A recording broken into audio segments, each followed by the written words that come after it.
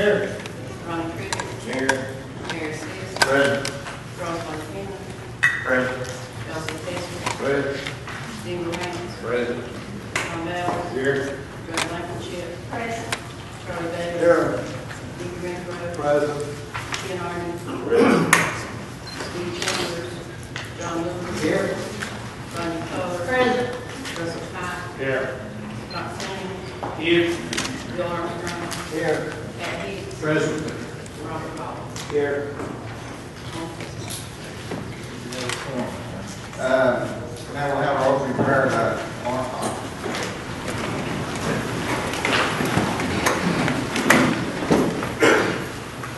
Lord, we thank you today. Thank you, Lord, for everything you've done for us. Thank you, Lord, for this time together. Thank you, Lord, to carry out the county business, Lord, the way you have us to. Father, we just thank you for our state. And thank you, Lord, for our country. Thank you, Lord, for our leaders of our country. We ask God that you bless them. Father God, that we have our soldier boys, Lord, some across the water, some to get home, Lord. Thank you for that. Father, we don't forget the sick and shed in. Give Brother Steve Chambers, Lord, as he's in the hospital. Watch over and care for him, give him a quick recovery. Thank you again for everything you've done. Lead God into that. You're still on the throne. You're the great physician, Lord. You're the Savior of the world. In Christ's name we pray. Amen. Amen. Y'all will do some pledge. I pledge allegiance to the flag of the United States of America and to the republic for which it stands, one nation, under God, indivisible, with liberty and justice for all.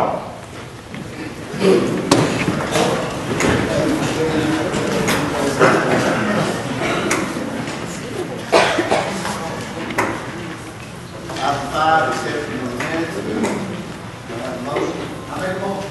Second. Motion by Mr. Lewis, second by Mr. Coler to accept. Any questions, any discussion?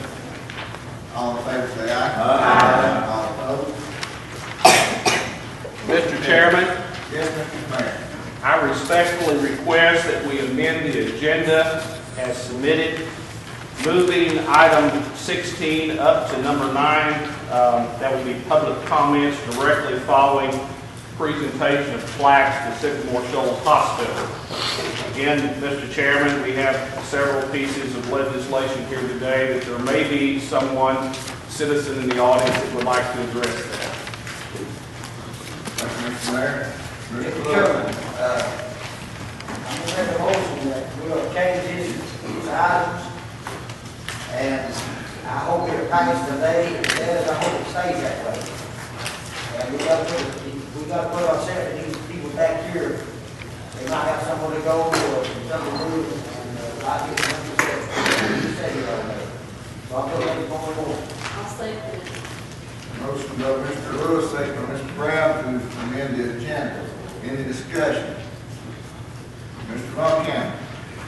I'd like to say that today we have a resolution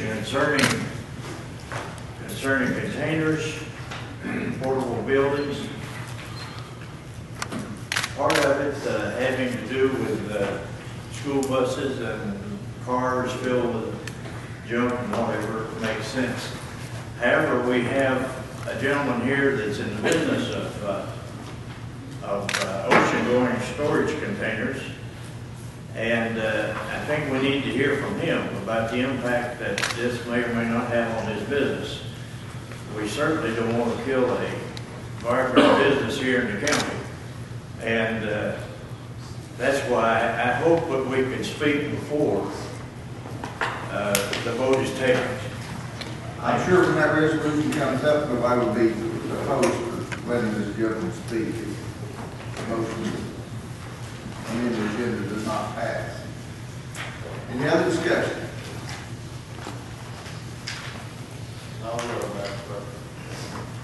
Peter Peters. No. Pete Ritchie. No. Lawrence Hodge. No. Nancy Brown. Aye. Joel Street. No. Richard Winters. No. Ronnie Crivitt. Aye.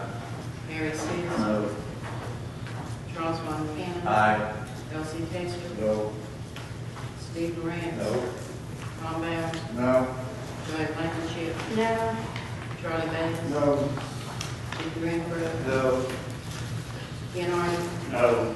Steve Chambers, John Lewis, Yes. Sonia Coler, No. Russell Cott, No. Scott Sands, Bill Armstrong, No. Pat Hicks, Pass. Robert Goff, No.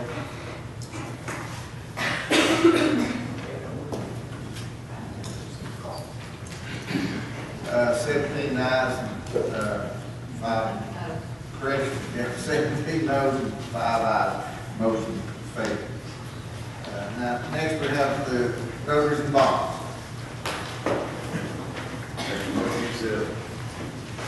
Motion to accept, we have a second. Make motion. Ms. Blankenship. Troy, Madam Clerk.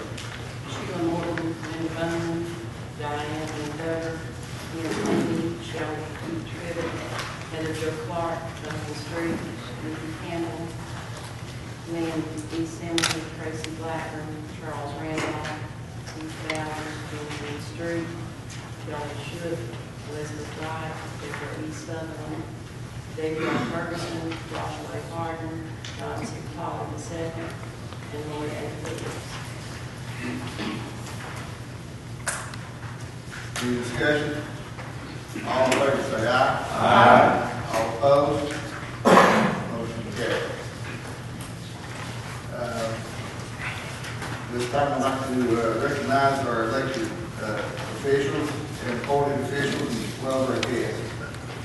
Please stand, all elected and appointed officials, please. Thank y'all for your service. Now we have the Courty County Clean Team. The plaque will be presented by the mayor.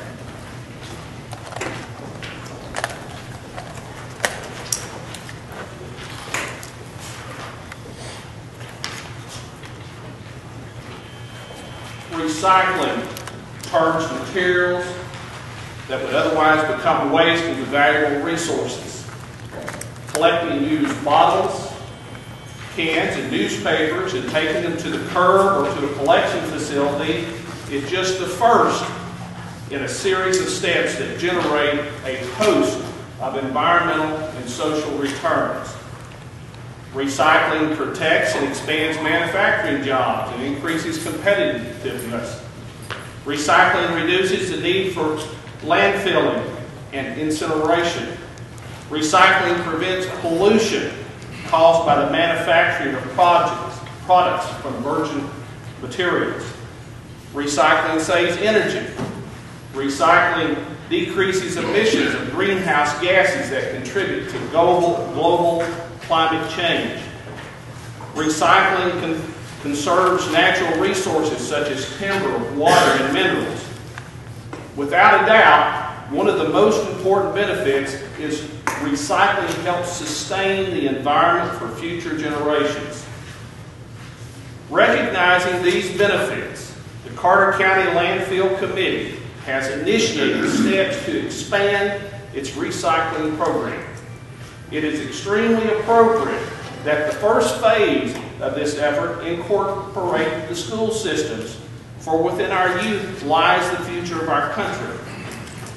Landfill Committee Chairman Joel Street, Solid Waste Director Benny Lyons, Sheriff Chris Mathis, Director of Schools Dr. Shirley Ellis, along with several other elected and appointed officials, kicked off this initiative on the 15th of March at Hunter Elementary.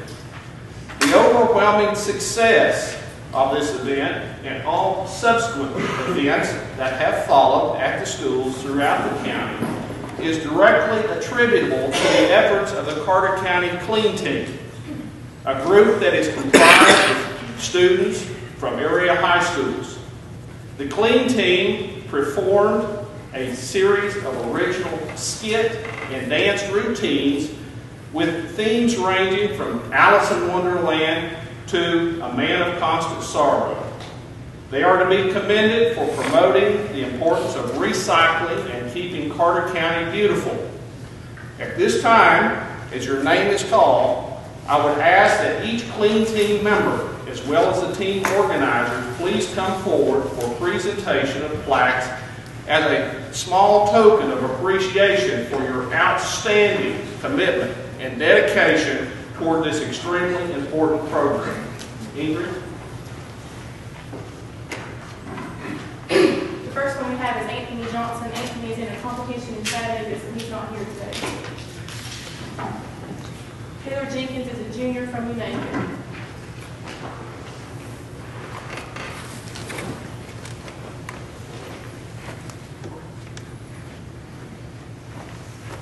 Thank you. We'll just take a plaque here. We'll get the others up as well. James Grinesap is also in a competition in Chattanooga. He's a junior from United as well. Marissa Pierce is a senior from United.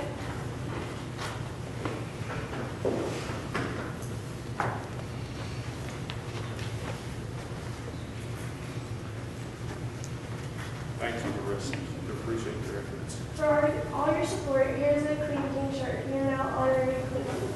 Thank you.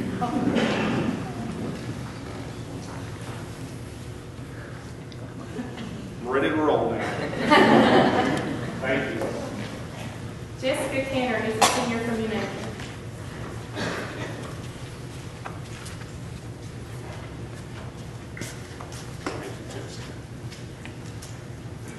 Lexi Bradshaw is a senior from United.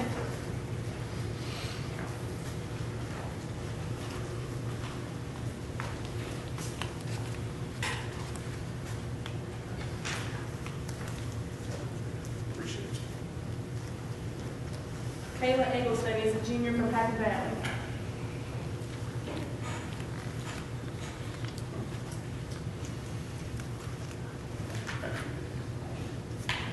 Lacey Turbyfield is a senior from Cloudland.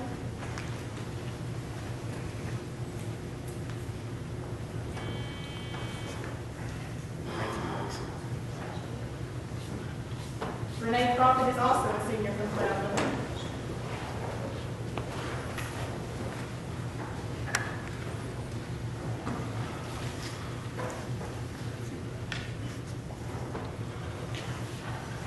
Heather Zontek is the organizer from Jamaica.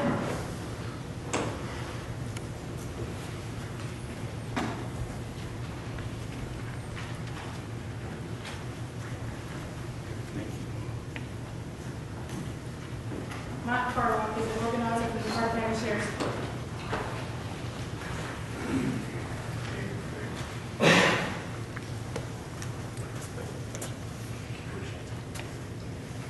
Lieutenant Mike Fraley is also an organizer for the Carter County Sheriff's Department.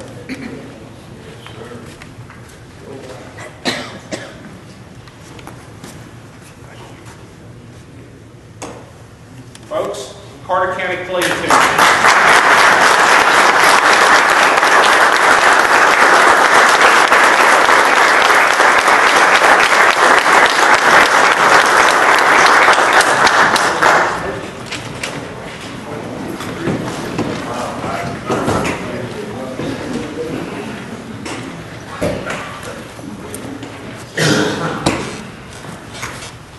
Really appreciate all your efforts. Thank you.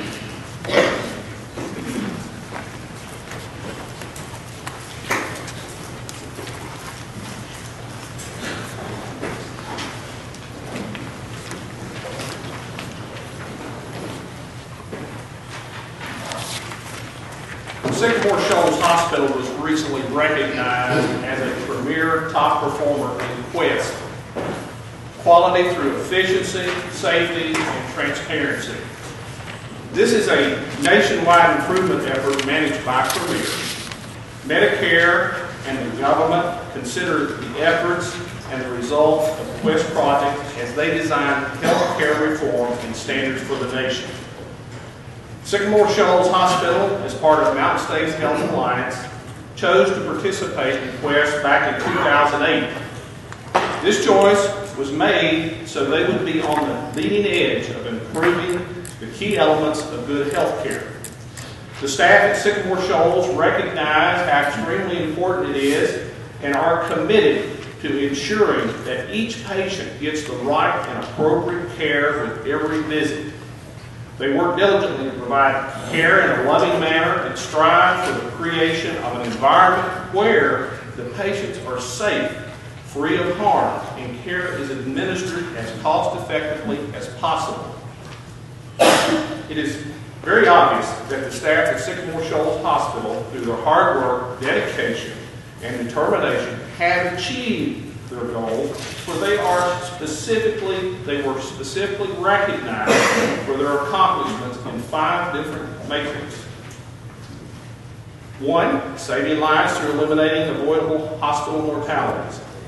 2, safely reducing the cost of each patient's hospitalization. 3, delivering the most reliable, appropriate, and effective evidence-based care possible. 4, improving patient safety through the prevention of incidents of harm, including health care-acquired infections and birth injuries. And 5, improving the overall patient experience and reinforcing patient loyalty.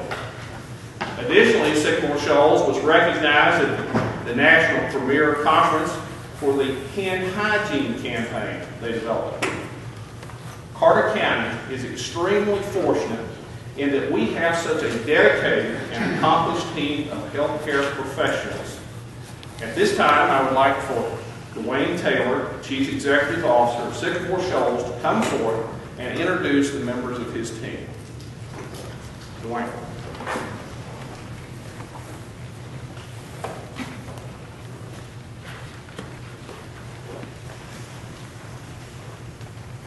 Thank you.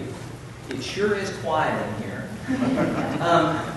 A lot of recognition for Sycamore Shoals Hospital would not be possible without a very dedicated group of individuals. The folks here to my left, Donna Street is a quality manager at Sycamore Shoals Hospital. Gina Tucker is the clinical leader for ICU. Melanie Stanton is the chief nursing officer for Sycamore Shoals Hospital. Angie Johnson is the clinical leader for our 3rd floor med-surg unit. And Christy Williams is a frontline RN at Sycamore Shoals Hospital that's very involved in quality projects. One other person that couldn't be here today is Dr. Paris. She's our medical director. And this group just does an exceptional job getting involved in quality projects and really striving for a higher goal every day. And I'm really fortunate to be working with each of them. And we all appreciate you taking your time to recognize us at your meeting today. Thank you.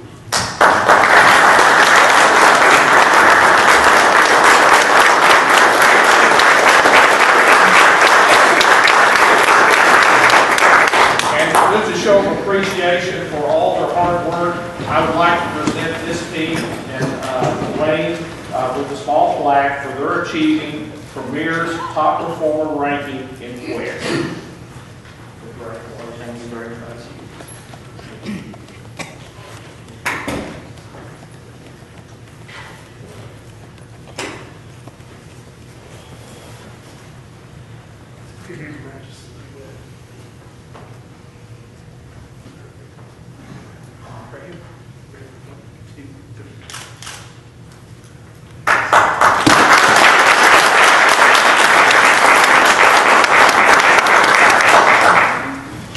Mr. Taylor. Yes, sir. I'd like to thank you. Back in January, my wife had to be put in the hospital for emergency surgery, and they sent her to Sycamore Shoals. That I couldn't have found a better, more caring hospital than Sycamore Shoals Hospital. The nurses, everything was just fine. Everything was great. I myself ended up in the hospital in Pennsylvania a couple of years ago for 5 days, and there's no comparison. We've got one of the finest hospitals right here in Courty County that I really have against any. Thank you for what you do for people of this community. Well, thank you very much for that compliment.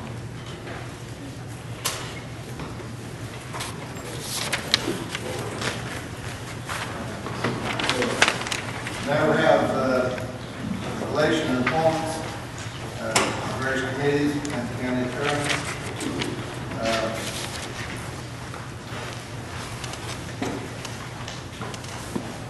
Mr. Sis Yes.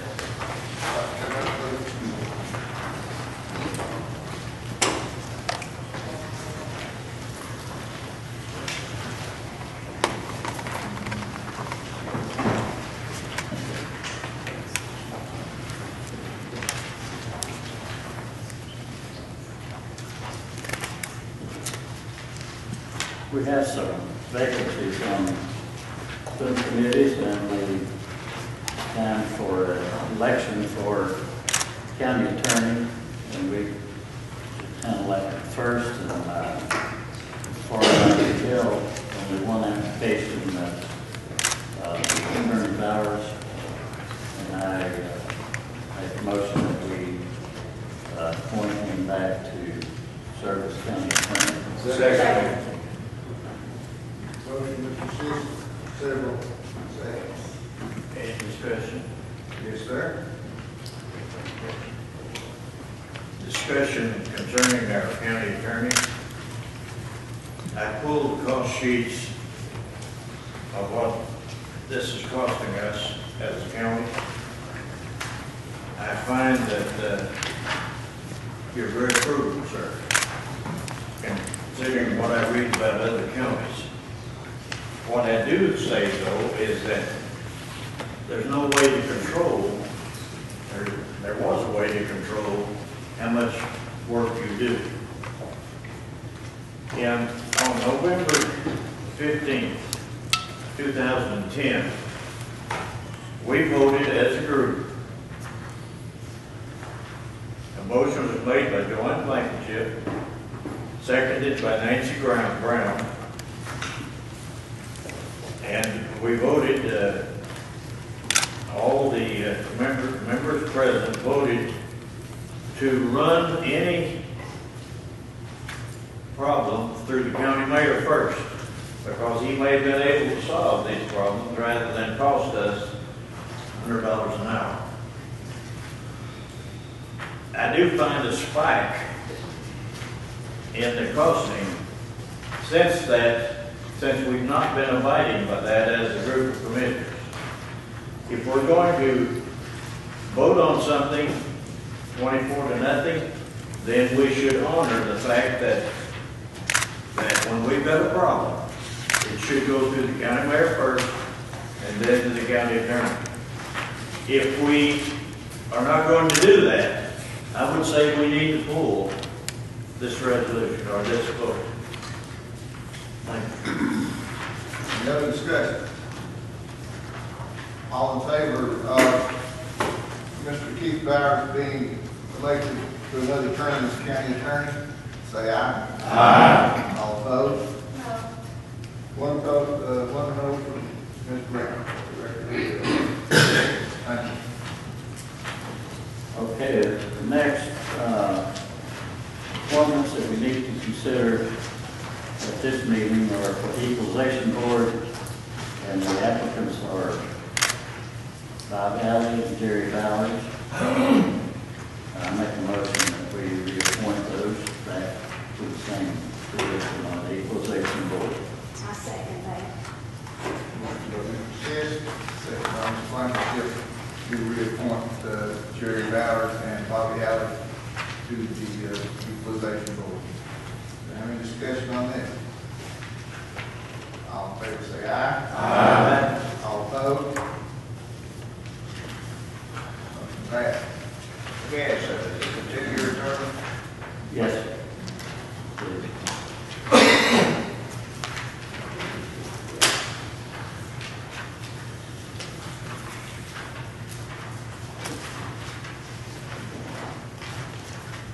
Okay.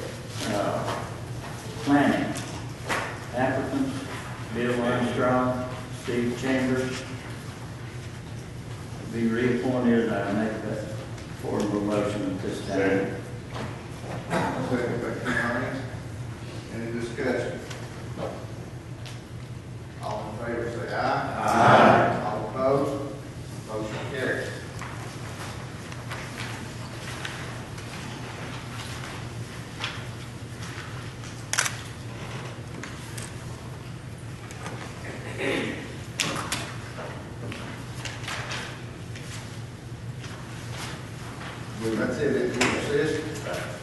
Thank you very much.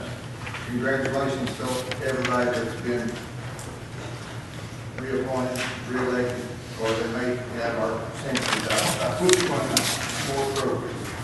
Now we'll have a presentation by Melissa Marvell from the East Tennessee Christian Children's Home.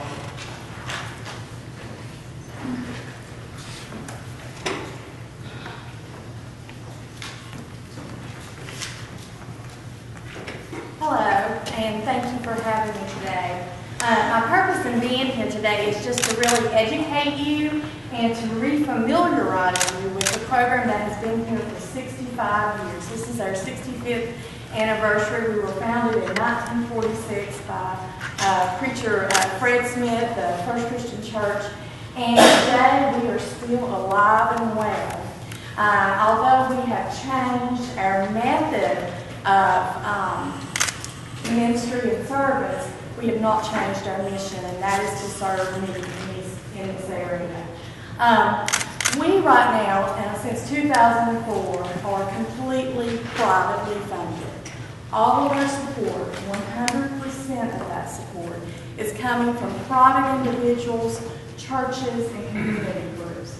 We rely fully on this community. Our referrals are high. We are now serving just girls. Since going private in 2004, we lost half of our budget overnight. The primary reason for making that decision was twofold. One was the fact that the state of Tennessee chose to say that we can no longer make church attendance our primary or a mandatory part of our program. This, of course, went against everything that was found. The second reason was that we no longer had control of who we admitted and who we discharged from our programs. So therefore, we had lost control of our programs. We made the decision. It was a very difficult one. Our board stepped up and we went out on faith. Again, we lost half of our budget overnight. But today, our programs are thriving. We are averaging about 2 referrals a week of young ladies in this area who need help. And these are girls coming not from outside of this community. They're coming from this community. And we're having to turn those girls and young ladies and families away because we do not have the capacity, as far as the funding, the capacity to serve them. We are very, very much active right now in fundraising. We have been, fortunately, knock on wood, we have been debt-free for the last 3 to 4 years. We recently did decide to go into debt to repave our driveway. If you've been up there lately, you would have known you could easily get lost in some of our potholes. So our board again stepped out in faith, and we did pave that driveway. We are also actively looking for help to repay that debt of $55,000. We are here. I gave you a packet of information that I would like for you to review. I'm willing to come to your group and make any kind of presentations. I'd also like to invite you to our benefit dinner. It's our 65th anniversary celebration dinner. So it promises to be a good evening. That's this Friday night at 6:30 at Moose Creek Christian Church. As well as I'd like to invite you to our campus to tour our buildings, to see firsthand what our needs are and what we're doing with our young ladies. Again, I appreciate the opportunity to present this to you. Thank you. Thank you, Ms. Marvell.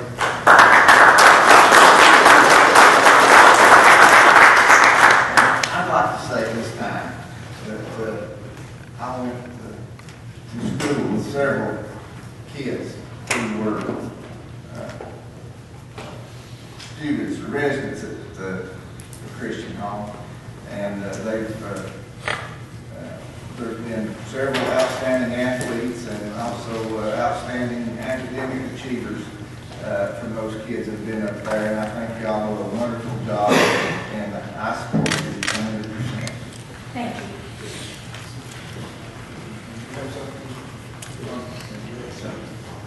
Got it? Yes, I'd like to say that our church supported this organization for some time. And I'd like to invite everyone that's never been up to the Christian home to go up there and see what kind of work these people do. You'd be amazed at the courtesy these girls show. They've got their own classes, they've got their own schools, they've got their own teachers, and you'd just be amazed if you go up there and visit. And I'm sure they've not turned anybody away. So I'd like to invite all of you that's not been up there to go up and see what the work they're doing. On behalf of the board of directors of East Tennessee Christian Home, I'd like to invite each of the 24 commissioners to the green sheet that's with your packet. Of course, we want you to bring money. Not much. The meal will cost us around $7 if you can bring 10 or 12 each. We'd be pleased with that. And Friday night, 6:30, Butchford Christian Church. And we'll guarantee you one thing, you'll go away with a good meal and probably go away with a good feeling about a group of people in this community that are trying to help young at-risk children or girls. And Melissa will tell you that the next to the last girl that came to us, 2 days later, she had to have 6 teeth filled. One girl, and I always say this, and I may not be totally accurate, didn't have a tooth in her head that didn't have decay. People do not take care of their children for whatever reason, and a lot of it has to do with their lifestyle of neglecting their kids, neglecting their children for their own self-satisfaction. Please remember that this situation on the hill on Allen Avenue brings in a considerable amount of revenue. It's not a fly-by-night operation. It's been there 65 years, and we need your support. And you're invited Friday night to bring your spouse, girlfriend, or whatever to the dinner Friday night at Boone's Creek. Melissa, we appreciate you, and keep up the good work. If you don't, we'll run you off. I know. Well, I've been here 19 years, so you haven't done a very good job of that yet, but we appreciate it. And again, I hope to see you Friday night. Thank you. Thank you. Now we have 3 resolutions to consider. And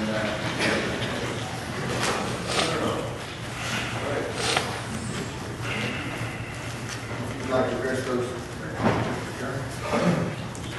Resolution for amending the zoning resolution, Courty County, Tennessee. Whereas Courty County has adopted the zoning resolution for Courty County, Tennessee. And whereas the Courty County Commission realizes that zoning plan must be changed periodically throughout the continued efficient and economic development of Courty County. And whereas Tennessee Code Annotated 13-7-105 provides for the process of amending the zoning resolution. And whereas the proposal has been made to amend Article 2, definitions and terms used in the ordinance of the Courty County zoning resolution.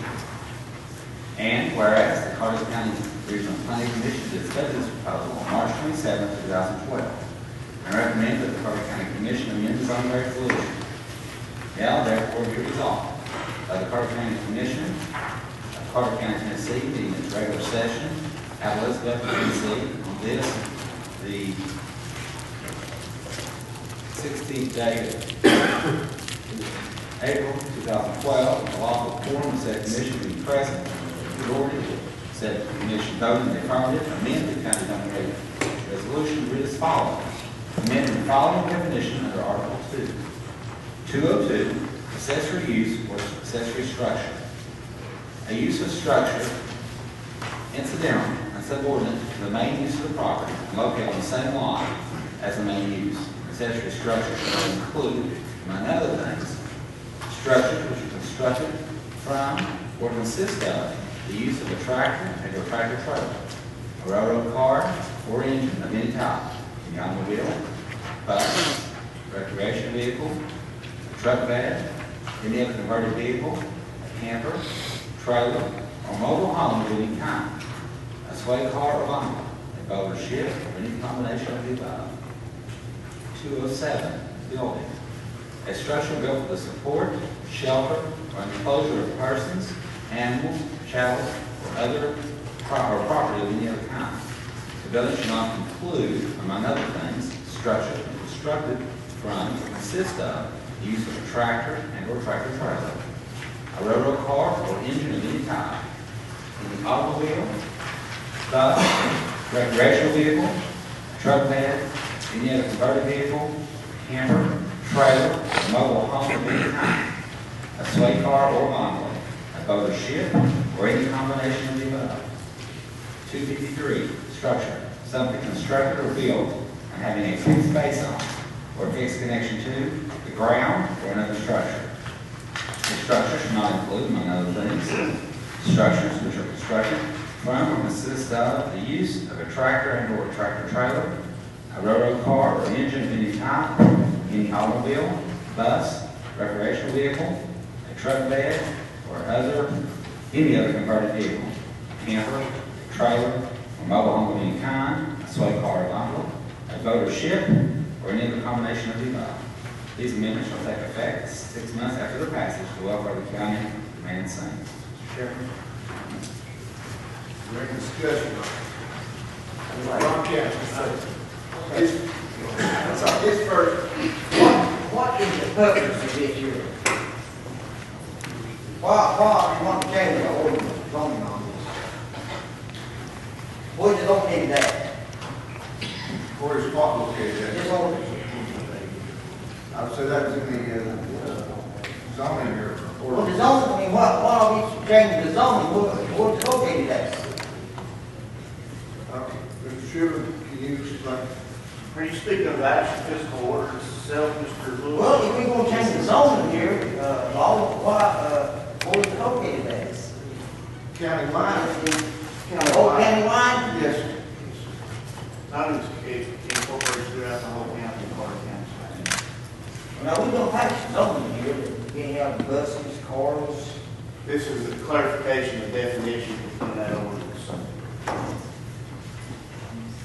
It's re-adding some more information so we get a better clarification for the actual amendment, or excuse me, the actual zoning resolution that we just passed. Mr. Chairman. Who is this gonna affect? The citizens? Well, it affects you, me, and all the rest of So the it's like- Carter County, yes, sir. You live in Carter County, it affects you. Thank you, sir. Mr. Von Cannon. I'd like to ask a few questions concerning permitting, cost of the permit. Cost of the permit, how much does it cost? For a temporary use type permit, I wasn't prepared to answer that, somewhere between $15 and $25 for 2 years. Per unit? Per unit, yes, sir. Who's administrating who's the administrator of the permit system? That comes through the actual plan. Comes through planning. Yes, sir. How much is it going to cost in personnel to enforce this situation?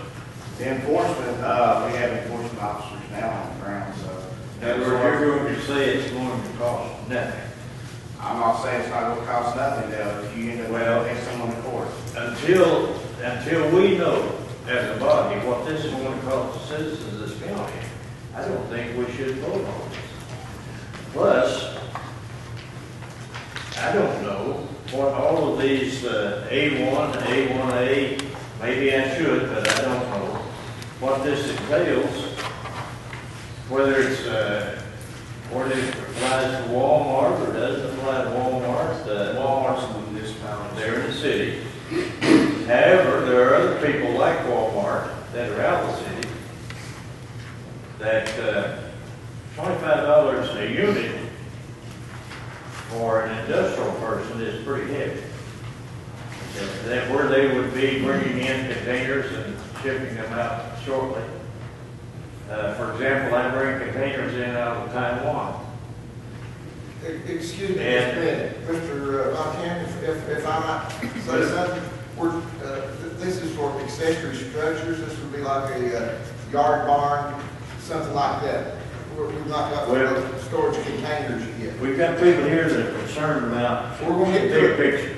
One at a And time. I want Troy to speak. I just wanted to, anyway, let me get to that.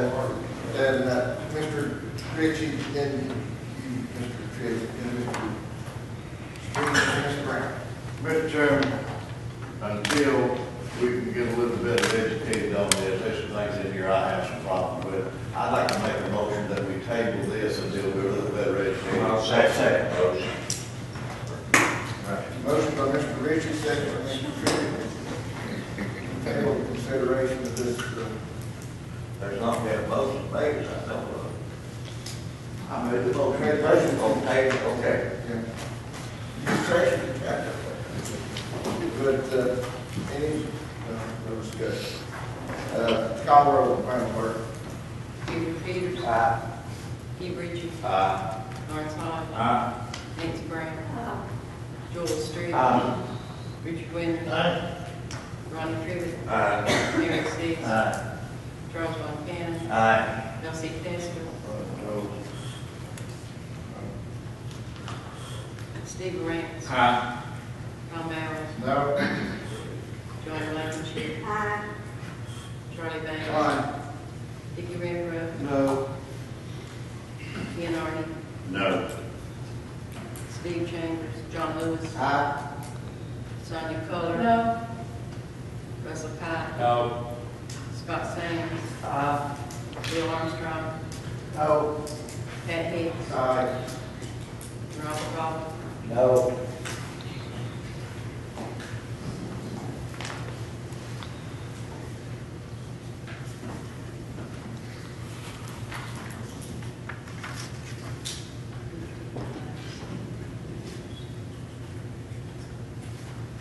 Ayes, motion carries. Be tabled to a later date. Next one, resolution concerns substance abuse permit. Resolution amending and adding zoning regulations to Carter County, Tennessee. Whereas Carter County has adopted a zoning resolution for Carter County, Tennessee. And whereas Carter County Commission realizes that any zoning plan must be changed periodically to provide for continued efficient economic development of Carter County. And whereas Tennessee Code Annotated 13-7-105 provides for the purpose of amending the zoning resolution. And whereas a proposal has been made to amend 1, Article 2, definitions of terms used in ordinance 2, Article 6, Section 609.1, 111, M2, High Impact Use District, and Article, and number 3, Article 5, Section 502.1014, off-street automobile parking of the Carter County zoning resolution. And whereas the Carter County Regional Planning Commission did study this proposal on March 27, 2012, and recommended the Carter County Commission amend the zoning resolution. Now, therefore, be it resolved by the County Commission of Carter County, Tennessee, meeting its regular session in Elizabeth, Tennessee, on this the 16th day of April, 2012. With the lawful quorum of said commission being present, the majority of said commission voting in the affirmative. Amend the Carter County zoning resolution to read as follows. Amending the following definition under Article 2. 240, methadone treatment clinic or facility. A licensed facility for counseling of patients and the distribution of methadone for outpatient purposes only. Methadone treatment clinic or facility is not a medical clinic. Adding the following definition under Article 2. Substance abuse treatment clinic or facility. A building or portion of a building other than a clinic containing offices, facilities, or designated space with the predominant, substantial, or significant purpose of providing outpatient treatment, counseling, or similar services to individuals who are dependent on legal and illegal drugs. opiates, alcohol, and other similar substances. Staffing by physicians who have received a waiver or have been certified or should have received a waiver or been certified by the Substance Abuse Treatment Act of 2000. And subsequent amendments or enactments shall create a presumption that a building or a portion of a building should be designated as a substance abuse treatment facility. A substance abuse treatment clinic or facility is not a medical clinic. Amending Article 6, Section 609.1.11, read as follows. 609.1.11, methadone treatment clinics or facilities and substance abuse treatment clinic or facilities as a use on review provided that 1. The approval by the Planning Commission of methadone treatment clinic or facility or substance abuse clinic or facility should be contingent upon the receipt of the appropriate license and certification of need by the Tennessee Department of Health. Number 2. Applicant seeking approval of methadone treatment facility or substance abuse treatment facility shall provide written documentation that the Courty County Sheriff's Department has been notified in writing regarding the facility's location, hours of operation, programs and treatment methods offered, and staffing levels and qualifications. The same information shall be made available to the Planning Commission for the use on review application. Number 3. Maps showing the existing land use and zoning within 1/4 mile of the proposed site should be submitted with an application for review of use approval along with the license of the applicant, certificate of need, site plan, survey, or other information deemed reasonable by the Planning Commission for use in making a thorough evaluation of the proposal. Number 4.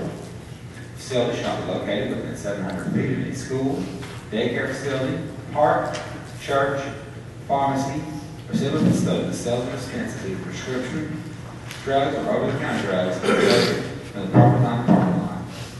The facility should not be located within 700 feet of any residential use as measured from the property line to property line. Number 6. The facility shall not be located within 700 feet of any establishment that sells alcohol beverages or either on-premise or off-premise consumption measured from property line to property line. Number 7. The site plan shall not be located within 1/2 mile of any other methadone treatment facility or substance abuse treatment facility measured from property line to property line.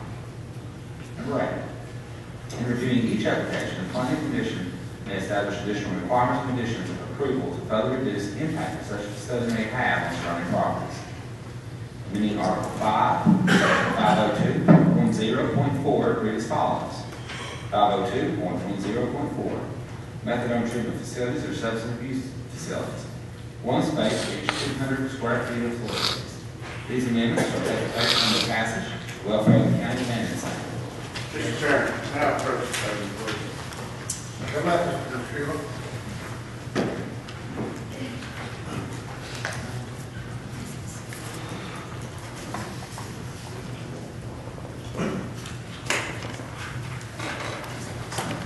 Good morning, ladies and gentlemen. In the original resolution, zoning resolution for Courty County, Tennessee, at that time, there was only methadone clinics. Now there's, in other areas in Tennessee, the United States, there's these substance abuse clinics. They're getting away from saying they're deliberately just administering methadone. Now they have stuff like Suboxone and things of this nature. As you look through that ordinance, you'll also notice that we placed them in an heavy industrial type area, same as with the adult entertainment and things of this nature. And I think it's key and very important for Carter County at this time to administer this and add this addition into our zoning resolution for protection and the health and welfare of our community. Ms. Brown, Have you had any applications so far to go ahead and open one of these up? the applications that'll come in per se for that has been very vague and nothing has came on as far as finishing and finalization and trying to get permitted. But there has been some discussions out there. I guess my question is to Attorney Bowers. I have a problem with the 700 feet, at the schools. churches and those things. Is there a reason why we would have to leave that at 700 feet? Could we not make that a much greater distance? I've not been asked to look into that tomorrow, Mr. Street. I'm glad to. I just don't want to be bad about it. That's not something that I didn't research it being expanded. I don't care to do that for you. I don't think it's 5 or 10 minutes to find out for sure. I can't answer that for you today. That you can I can actually answer that, yeah. If you want to send it back to the planning commission, I'm going to re-emphasize it. See, time is somewhat of the essence of this portion of this resolution. If you want to come back and amend it later, I think that's more than adequate. We can do some research. I really want to tell you that this is something very important that we need to take care of today. Have a public hearing as an order, and then look into this, whether you adopt it or not. Mr. Street, I mean, that is actually, if the will of this body is to pass this, I can give you a simple answer for planning if you use how far you can expand it out. And then we can just come back in and bring it back to 1 cent. If that's what the commission wants, it's up to you guys. And Mr. Street, I'd be more than happy to represent you. I know you're at 3 o'clock, you'll be working next Tuesday, but if you want to sit down with me and I'll represent your feelings by letter and read to the planning commission if we want to go ahead and make another adjustment. I don't think there would be one big problem on that side. So what you're saying, Dave, if we pass the correct 700, we can come back anytime at a later date and amend it to 1,000, 1,500, or any distance we wish. Right.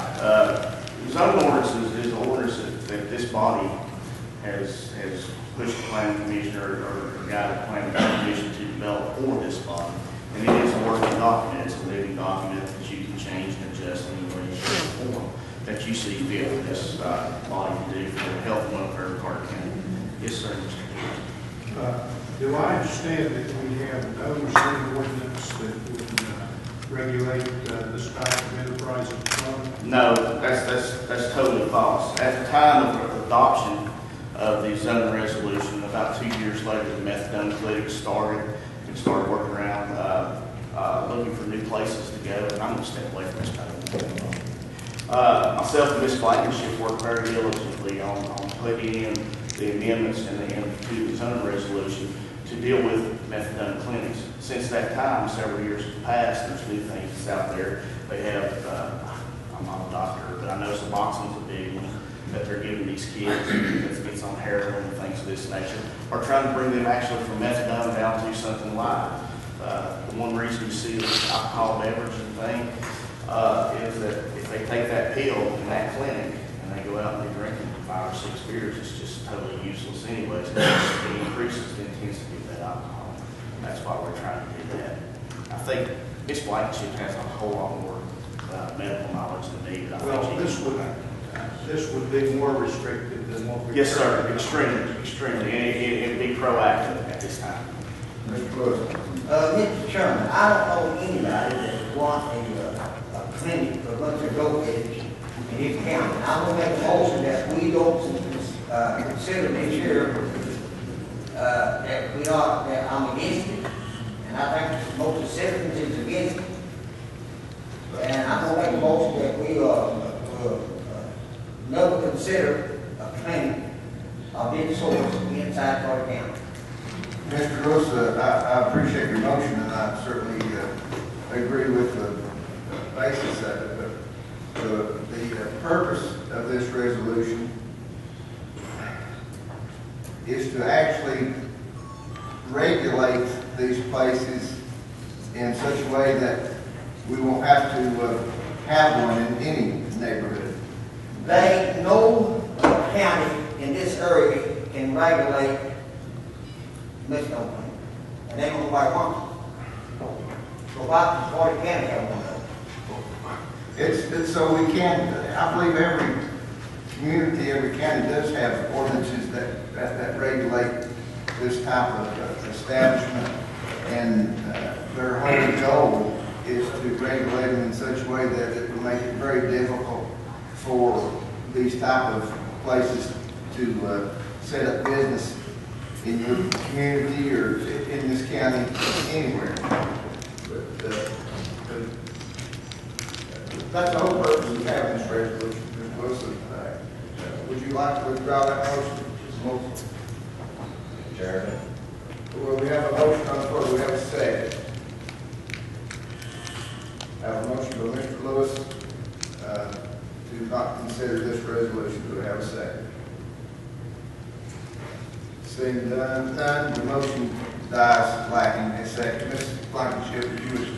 I want you to make sure, I want to make sure that I understand that this is in the industrial area. Yes, ma'am. It's M2, and that applies to the entire resolution. For the, that you have in your hand, yes, ma'am. Mr. Perry. I make a motion to accept this resolution. Motion by Mr. Trivett to approve, second by, But you make a motion to bring it for public hearing, which is advertised for today, sir. And then once the public hearing is completed, then it reopen the session, and then they can make a motion for a second. I make that motion.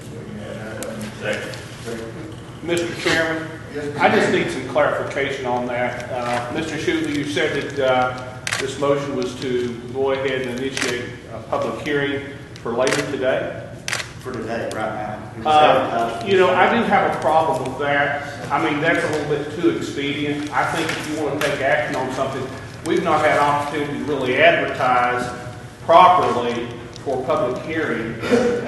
Correct me if I'm wrong, Mr. Chairman, I think we need a little bit more opportunity so that the public can at least give some input. I totally disagree with that. I think that we met the letter of the intent in our zoning resolution and how it's stipulated through this county commission. This is something that is of time is of the essence, ladies and gentlemen. I think you need to open your public hearing. It's been advertised. It's been on the commission. I have a question on the motion. All those questions, but we have a question on the motion, we do it. Question, when was the original resolution passed? The original Resolution to allow methadone even in the county. methadone's always been allowed in the county. What we did was restrict methadone usage here in the county. You know, I think we need to get some comments from the sheriff. Question on the motion. We have a question on the motion, I'm sorry, by Mr. Arnie. Go ahead and call the roll on that, Madam Clerk. Buford Peters. Aye. Steve Ritchie. Aye. Lawrence Hodge. Aye. Nancy Brown. No. Joel Street. Aye. Richard Winters. Aye. Ronnie Crivitt. Harry Seas. Charles Montana. Pass. Elsie Testor. Aye. Steve Grant. Tom Allen. Aye. Joanne Blankenship. Aye. Charlie Bailey. Dickie Renfro. Ian Arden. Aye. Steve Chambers. John Lewis. No. Sonia Soler. Aye. Russell Cott. Aye. Scott Sands. Bill Armstrong. Pat Hicks. Aye. And Robert Goff. Aye. Anyone want to change their vote? I think I should change my aye. You change it? Sure. Aye. Mr. Chairman, All ayes, one no. Motion carries. Two no's, I'm sorry, motion carries. just want to make it clear that, not to say that I'm supporting any methadone clinic or anything like that. I want to make certain we do everything properly. However, when we do things so expediently, sometimes it gets us in trouble. I do remember back in September when a similar situation occurred when we were to adopt international building codes, and we're still being plagued with that decision, and we've had to adjust accordingly. So my caution is, my concern is just that we use caution as we advertise properly. I don't think that we're going to have a public hearing that it happens the same day expeditiously like that, unless there's been proper advertising so that the public will be informed and you're ready to speak their minds. Okay. Thank you, And Mayor. to answer that, once again, our ICC codes at that time were allowed to utilize for the resolutions of our county attorney at that time. And he did not go through. This has been at the county attorney's office for several weeks. He's had plenty of time to look at it and suggest it. I think he's well in agreement with me that the zoning resolution is a living resolution that can be utilized and can be changed and completed to this committee. Was there an advertisement for the public hearing? As far as I know, yes. That's the key thing. As long as that, I mean, it has to be advertised.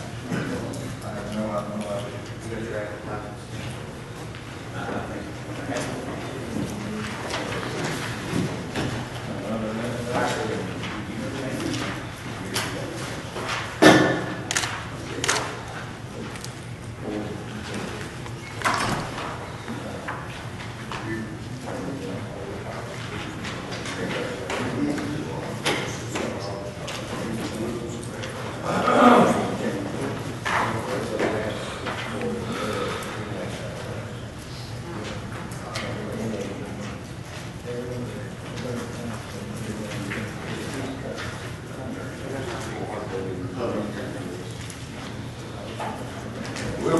We can come back to that, Mr. Chairman. We'll go ahead and,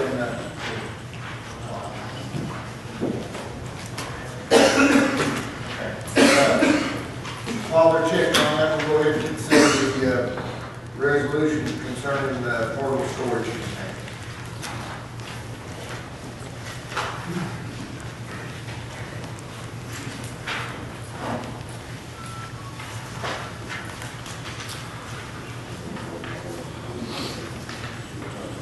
Resolution permitting the zoning resolution of Courty County, Tennessee, whereas Courty County has adopted the zoning resolution of Courty County, Tennessee, and whereas the Courty County Commission realizes that the zoning plan must be changed periodically to provide for the continued efficient economic development of Courty County, and whereas Tennessee Code Annotated 13-7-105 provides for the purpose of amending the zoning resolution, and whereas a proposal be made to amend Article 5, Section 509, 2-3, use regulations of the Courty County zoning resolution, and whereas the Courty County Regional Planning Commission did study this proposal on March 27, 2012, and recommend that the Courty County Commission amend the zoning resolution.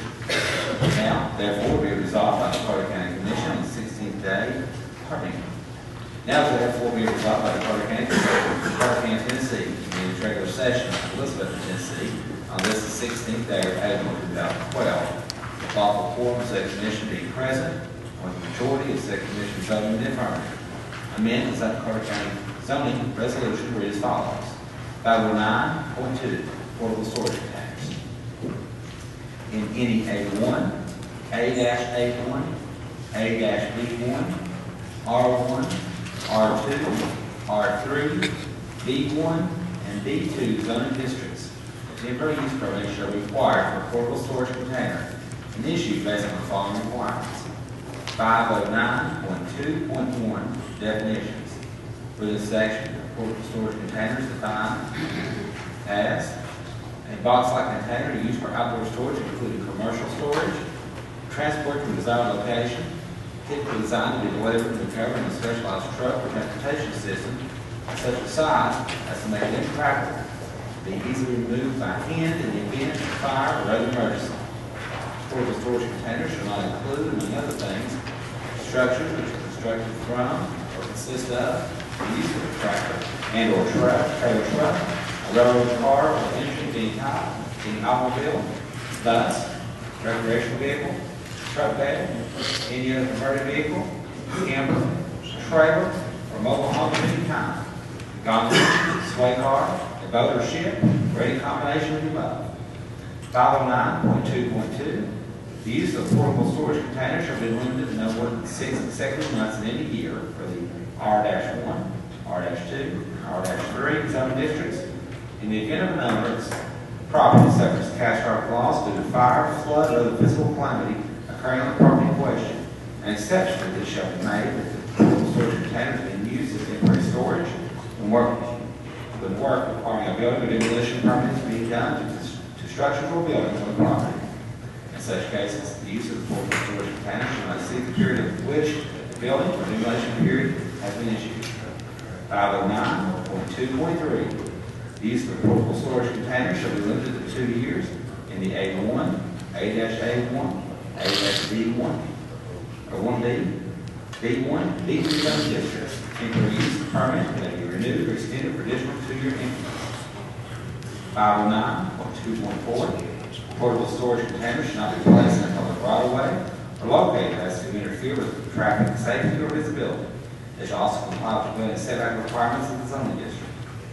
509.2.5, portable storage containers should not be placed in the front yard of the main principal building unless there is a physical hardship or characteristic of the property that would not allow the placement of containers in any other location without undue expense or damage to the property, as determined by the Courty zoning administrator. Portable storage containers should be placed within the confines of the driveway and located to not interfere with traffic safety or visibility. Front yard setbacks will not be enforced if the containers are in the confines of the driveway and out of the public right of way. 509.2.6.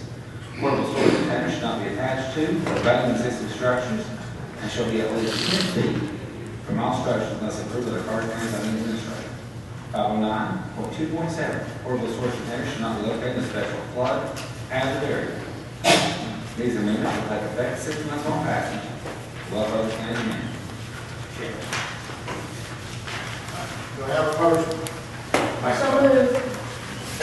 Motion by Ms. Keller, second by Mr. Kite, to approve this. Any discussion? Chairman, I'd like to amend that motion.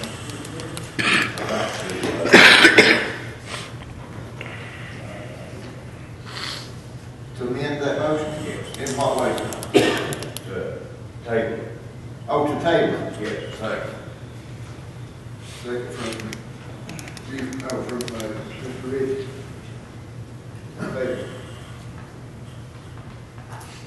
Any discussion on that? Mr. Street? Thank you, Mr. Chairman. I would just like to say, I've got a lot of calls on these two resolutions in my district. I live in, one of the more rural parts of Carter County, and, this affects our bivocational farmers and those type of things, and I'm just totally against it. We have enough rules and regulations as it is. Thank you, but I made a mistake. When you have a motion to table, you have to go ahead and vote on that. I'm sorry. Call the roll. Richard Peters. Keith Ritchie. Aye. Mark Thomas. Aye. Nancy Brown. Joel Street. Richard Winters. Ronnie Crivitt. Harry Seas. Charles Montana. Aye. Elsie Pittman. Aye. Steve Lorenz. Aye. Sean Allen. No. Joe Blankenship. Aye. Charlie Bates. Aye. Dickie Redrow. No. Ken Arden. Aye. Steve Chambers. John Lewis. Aye. Sonia Coler. No. Russell Cott. No. Scott Sands. Bill Armstrong. No. Ed Hicks. No. Robert Goff. No. I'll change my vote, no.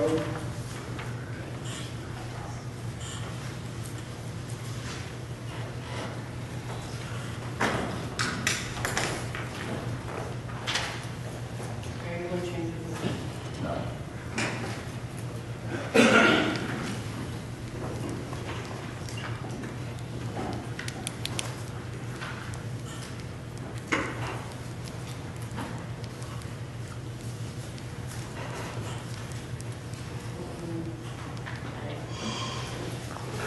Ayes, motion carried.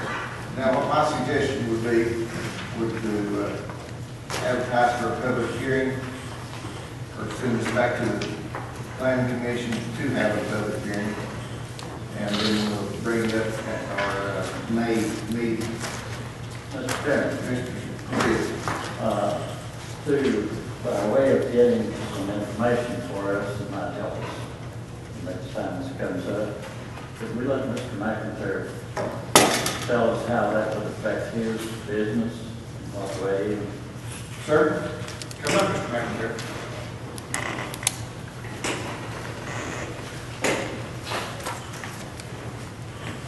Thank you. McIntyre, owner of A&M Trailer Leasing. And I'm primarily talking about the containers. That's what I'm interested in. The cars and buses, you know, that's for you all to decide on. If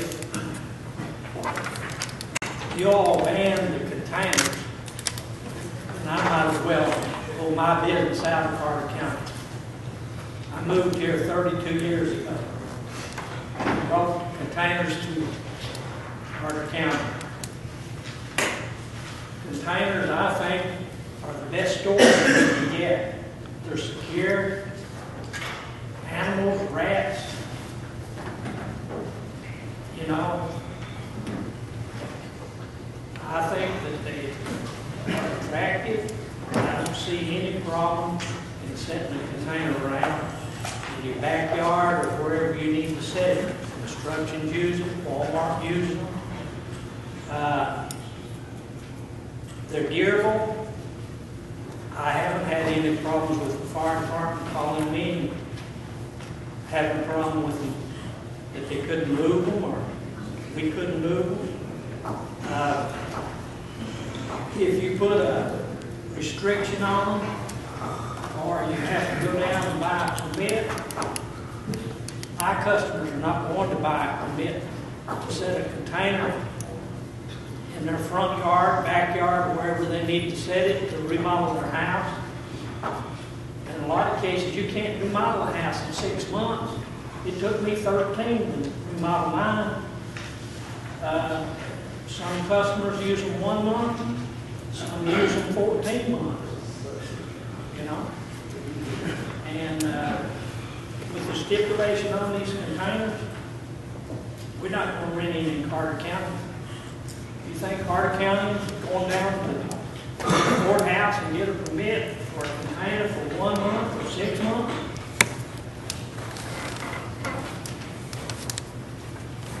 Mr. McIntyre, how many people do you employ? I employ 7 people from Courty County. Out of those 7 people, we've got 8 children that go to Courty County School. We advertise in Courty County.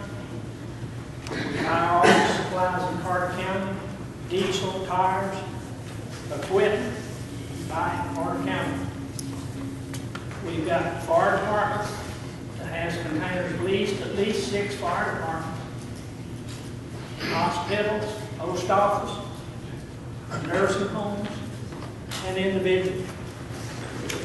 I will say this man has loaned Habitat Humanity containers while they're building homes free.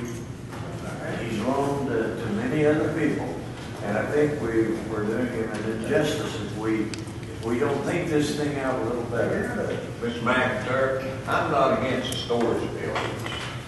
That's what I'm not sure about this resolution.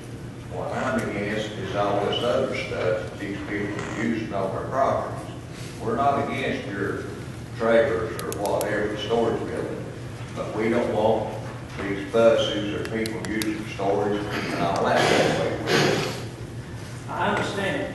I mean, if you don't put it in a storage building, are you going to lay it on the front porch out in the yard and cover it up with a tarp?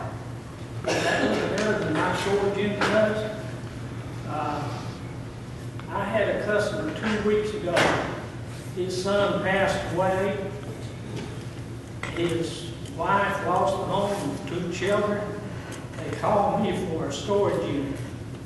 They wanted to store their goods in the backyard so the kids could get to the toys. They didn't want to take it down to a storage unit. Mr. Chairman? Mr. Brown first, sorry, then you'll be next. We need to remember that we live in Carter County, not New York, and literally they have a whole lot of jobs here right now, and people's doing the best they can do with what they've got to do here. Mr. Richards? I can't understand why we're going into all this discussion. We just now voted to table this thing here. That's correct. We need to give Mr. McIntyre a chance to Well, speak. he can do all that stuff here. Right, and we do appreciate your view on this and your position, and we appreciate you coming, and this has been tabled and will be referred back, I assume, to the planning office, and for a public hearing later. Thank you. Thank you. I appreciate your time. Mr. Chairman, I make a motion, we adjourn. Recess for 10 minutes, have a second. All in favor? The camera isn't really smart enough to switch to a camera or anything. He'll tell me. He'll stop recording. And I'll have to go to the menu and change it. None of the resolutions have been brought to a public hearing. We passed one of them. I believe that needs to go back to the planning commission and also be reviewed under a open meeting for the public. So I'll make that formal motion that we send all of them back to the planning commission for a open public hearing. I'll second it. Motion by Mr. Keller, second by Mr. Brooks, for all these back to the planning commission. Any discussion? What resolution? All three All of three of them? them. All three of them. We didn't pass it one, did we? Right. You didn't pass. You didn't pass it? Didn't pass. Oh, one time. You better pass it. If I may, the only thing the commission voted to do is open a public hearing, they haven't advertised, so I'm referring it back to planning to give yourself talking now. We passed just one thing about the roads and stuff. This color motion certainly is welcome. Question. Mr. Chairman, Mr. Mayor? in reference to that, in reference to the question of advertising, apparently we didn't get this in the paper. In the past, at least in the mayor's office, when they were doing the advertisements for a county commission, we made certain that all of those hit at least the Sunday issue. Recently, we've not seen that. And I know there's probably a cost difference, but circulation is probably the same Tuesday through Sunday. However, there are more and more people, in my opinion, that would pick up and look at the Sunday issue in comparison to those through the week. So I would like for this body and the clerk's office to consider in the future going forward to ensure that we put all of our advertisements in the same issue where you can get the most readership.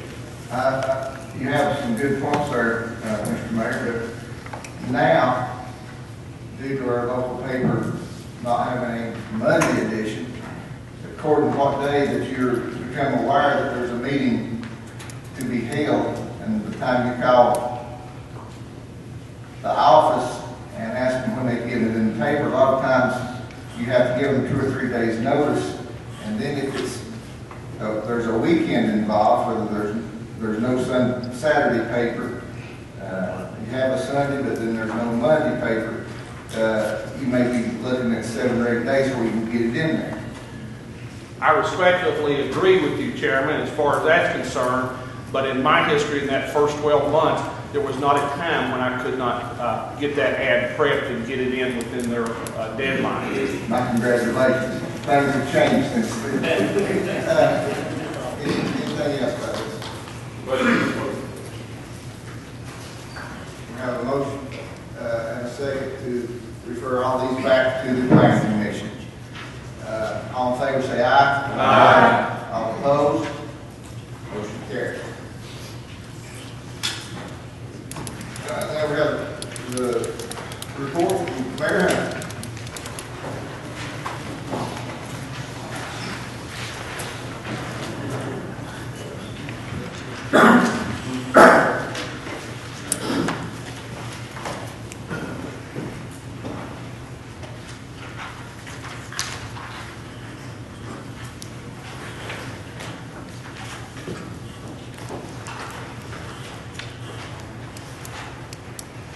Representative Ralph Cole worked in the automotive business most of his career. In 1990, upon retirement, he offered himself for public service. At that time, he was appointed by the Courty County Commission to fill the vacancy created by the resignation of Representative Martin Hawkins, who was the 4th District Representative to the Tennessee House. Cole ultimately served 14 years in Nashville. He worked diligently to be the best legislator possible. He listened to his constituents, took their concerns to heart, and did his very best to assist with resolutions to the problems. It is clearly understandable that those who knew him still refer to him as a representative of the common man. Pat Red Bowers also spent most of his career in the automotive field, having run a used car business for over 50 years. Throughout those years, he and my father closed several deals in which both the buyer and seller were satisfied. A trust developed between them, and each considered the other's word as his bond. Pat Red served 17 years as a member of the Elizabethton City Council, 4 of those as mayor. He was definitely not a grandstander, but on the other hand, one who carefully weighed the issues, always taking into consideration the day-to-day struggles of the working men and women before casting a vote. Just over a week ago, within hours of each other, these men both passed away. Cole and Bowers' commitment to family, friends, and their constituents have left an indelible mark here in Courty County. These men did everything possible within their scope to make Courty County a better place for us all. As elected and appointed officials, we should take note of their actions and do likewise. For there are a great number of benefits that will be realized if we conduct our business in a professional fashion, as these gentlemen did so many years in both the private and public sectors. Each will be missed dearly. At this time, I respectfully request a moment of silence in consideration of their families during this time of loss.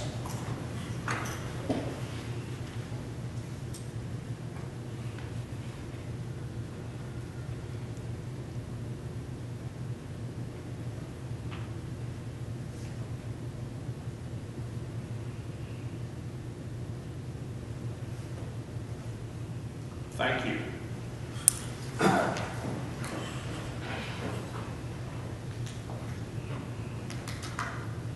Tennessee Code annotated 7-82-307, Section 4.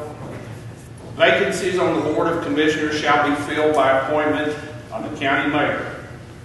Within 60 days after the occurrence of a vacancy in the office of any commissioner caused by death, resignation, disability, or forfeiture of office, and no later than 30 days prior to the expiration of the term of office of any incumbent commissioner. The Board of Commissioners or its remaining members shall select 3 nominees to fill such office in full accordance with any residential requirements that may apply to the office vacated or to be vacated and under the seal of the Board of Commissioners. Shall certify list of nominees in order of preference recommended by such commissioners to the county mayor of the county in which the utility district or its principal office is located, or of the county in which the commissioners customarily meet if the district has no principal office. Within 21 days after the issuance of certification by the Board of Commissioners to the county mayor may enter an order either appointing one of the nominees or rejecting the entire list or refrain from taking any action in which the first name on the list of nominees shall be deemed appointed to fill the vacancy or new term by operation of law. Any order either appointing one of the nominees or rejecting a list of nominees shall be entered on record on the minutes of the county legislative body, and a certified copy of the order shall be furnished to the Board of Commissioners and to the appointee. Ms. Linda Guy, Office Manager of Hampton Utility District, submitted a certified list of nominees dated April 3rd for appointment consideration. There's a copy of said list in each of your packets. The first name on the list is that of Mr. Smith Davenport, Jr. Under the provisions of the statute, Mr. Davenport is in effect the appointee for the position that expires on May 8, 2012. The new position has a 4-year term and will expire on May 8, 2016. Madam Clerk, please let the minutes reflect this appointment. May I say something? Mr. Lewis. I have always been opposed to how they elect these commissioners that you did it all. I think it ought to be done like the first utility does. It ought to be election. This past week, I've had 2 calls from people from the Siam district. They do this like that. We appointed one last month to the board. They just don't like, they say they're rude, and they get no sense out of them.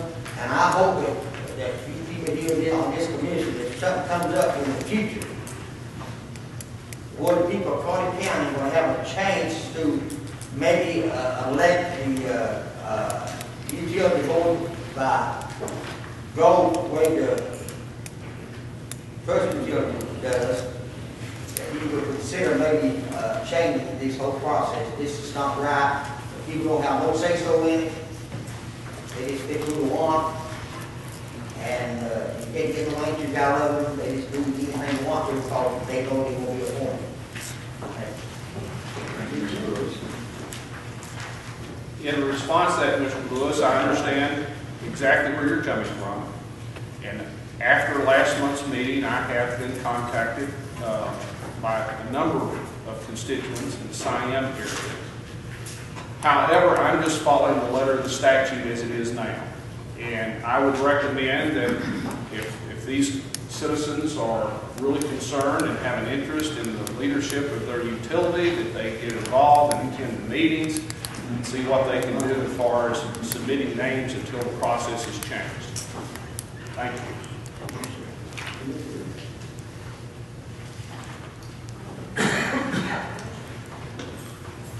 Each of you has been provided a copy of a fax transmittal dated April 13, 2012.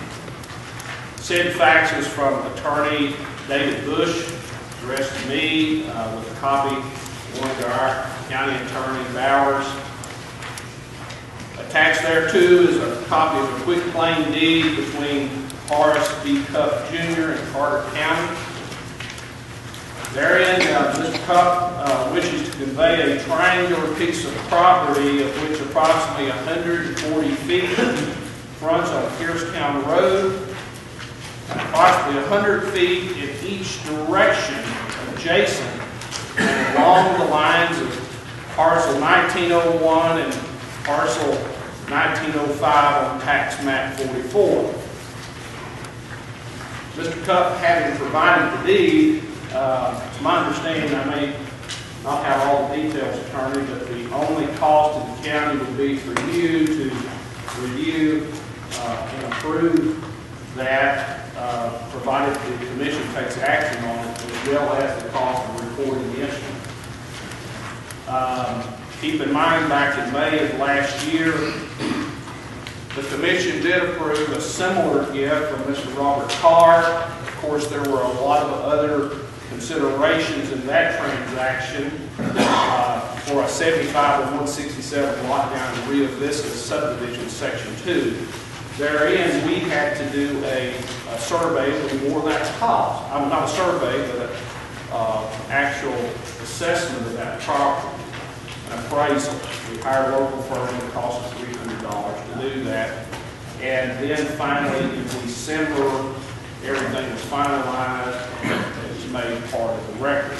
So, at this time, Mr. Chairman, of course, this commission does have to approve that. A motion to accept Mr. Cupp's gift as described in the quick claim deed as submitted would be in order. Mr. Mayor, Mr. Barrett, have you gone over this? I got this, I received this actually on Friday. I haven't had a chance to talk to it. I think the mayor's pretty accurate on what we stand. The only thing I would ask you to do when you vote, if you vote to accept this, is we vote to accept the contingent upon Schuler's approval, or someone does have a mayor. We always, if we accept a piece of property like this, it's a good idea to send somebody from the county that boots on the ground, so to speak, to make sure you don't have any environmental issues, or that you're not getting a gift and turning it into a nest. And that, I'm not, by no means suggesting that's the case. The last time we did this, we just kind of went by, just looked at it, and make sure that, you don't see any kind of barrels or rotting away metal that cause an EPA issue for the county. I think Mr. Barrett is correct. The representative from the county needs to go up there and actually, or several representatives need to go up there and actually look at the property, see if there, like you said, any environmental problems or any other type of liability problems before the county accepts this property. It may be something that costs us headaches in the long run before we actually send somebody there to inspect it. I don't suspect that it's an issue. I don't either, but it's just true to do something like that. So, I'd like to entertain a motion for someone to. Make that form of motion. Thank you, Ms. Cup. I'll second. Can I ask Mr. Barrett a question? Yes, sir. Is this somebody giving the county a piece of land, or is somebody else want to quit paying The donate to the county. Yeah, it's a gift to the county. There's a piece of property that's across Piercetown Road. It really doesn't serve a lot of value to the current owner, just as we saw with Mr. Carr and his piece. And as a result, they would like to donate it to the county, but I'm in total agreement. I think any motion to accept should be provided committee that's appointed, whether it be buildings and grounds or whatever, investigate to make certain there's no environmental issues or any other issues that would cause a problem. If that's the case, then Attorney Bowers could go ahead and work with Attorney Bush and expedite and take care of this. Mr. Chairman, why do we have to even vote on it? Why don't we just, wait till we make sure everything's good and bring it up next month? Well, I believe that's what we're going to do, but Mr. Keller's intent was to recommend that someone from this body or group of people go in. I think it needs to be turned over to Bill. Building grounds would be a good place for it. That's right. I could look into it and be ready for the ground committee down there. Bill, would you change your motion to let's refer to Bill McGrath? Yeah, that was my motion, to refer it to the Sullivan County to check it out before we accept it. I'll second that. Any other discussion? All in favor say aye. Aye. All opposed? Motion carries.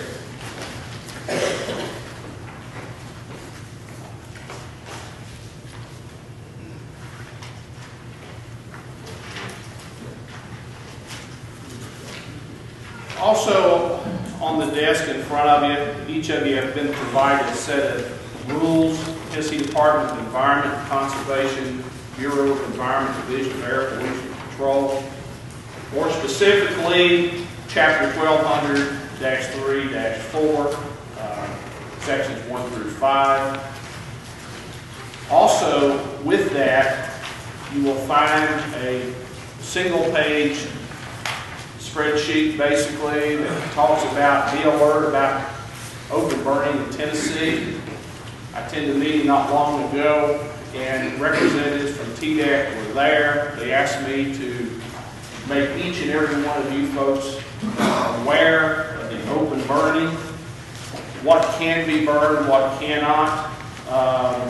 If you look at that, it makes it quite clear that a lot of the things on your property cannot necessarily be burned. So I would ask that each and every one of you review that. For instance, tires and other rubber products, plastics, paper and products and cardboard, paints and chemicals. A lot of these are common sense issues. However, there have probably been many open fires out in the county.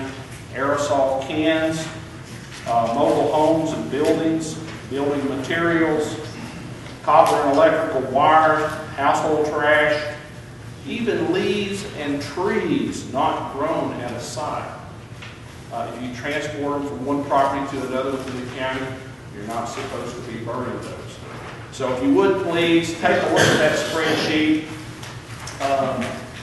educate yourself as to what the rules require, try to pass that along to the citizens in the community to help educate them so that there's no issues with the Tennessee Department of Environmental Conservation. Also, in front of you, I've given you a single sheet, a couple of sheets there dealing with cartycantina.gov. The visit rate has increased and is continuing increasing at a good rate.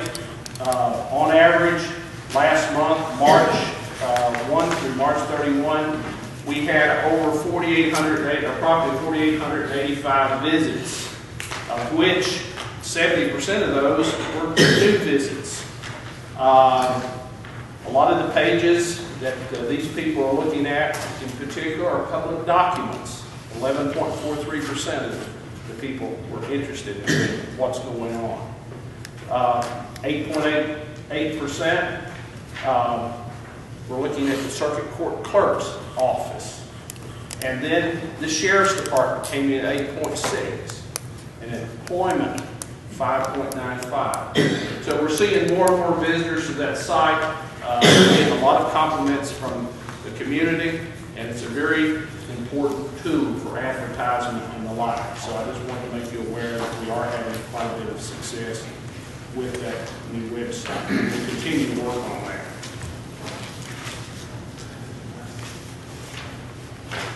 East Tennessee State University will offer Startup Saturdays. That's a 3-day class for entrepreneurs. The boot camp from entrepreneurs will be held on 3 consecutive Saturdays. The first one was April 14th, second April 21, and 28th from 8 a.m. to 5 p.m. at ETSU Innovation Laboratory. That course offers comprehensive training and coaching to give aspiring or experienced entrepreneurs the tools they need to develop viable business models. The workshop is limited to 25 participants and is free to anyone in the 8-county Northeast Tennessee region. To obtain information pertaining to the workshop, interested parties are to contact Mr. Dave Lawrence at Lawrence, that's LAWRENCD at etsu.ed. If you have folks in your respective communities that are struggling, upcoming entrepreneurs trying to start a business, this would be excellent for them to participate in. So if you need additional information, stop by the office. Myself or Ms. Street will be glad to give that to you. Also, the American Red Cross Blood Drive will be held here at the courthouse on Friday, April the 20th, 9 a.m. to 1:30 p.m. Every 2 seconds, someone in the United States needs blood. All donors will receive a Red Cross Earth Day t-shirt and are automatically entered into a drawing for a $1,000 gift card. If you have any additional questions, please call the election administrator, Tracy Harris, at 542-1822 or go to www.redcrossblood.org to schedule an appointment. On Friday, April 20th and Saturday, April 21st, the countywide cleanup with no fees collected on residential waste and tires will be held at the landfill. The hours are 8 a.m. until 4 p.m. on April the 20th and 8 a.m. until 1 p.m. on April the 21st. On Saturday, April 28th, Carter County Bank locations will provide a paper shredding service from 9 a.m. until noon. This is a safe way to dispose of outdated documents containing personal information. Also, on that same Saturday, April the 28th, the Elizabeth Chamber of Commerce will collect outdated and no longer needed prescription medicine, 10 a.m. to 1 p.m. On Thursday, May the 3rd, Courty County Ministerial Association, their National Day of Prayer. The program will be held here in the courtroom from 12 to 1 p.m. Everyone is welcome and encouraged to attend. The annual Courty County Streams Cleanup will be held on Saturday, May 12th from 9 a.m. until 1 p.m. at the Covered Bridge Park. The Household Hazardous Waste Collection will be held on Saturday, May the 9th at the Courty County Recycling Center in the Cherokee Industrial Park from 9 a.m. until 1 p.m. Paints will not be accepted at this collection.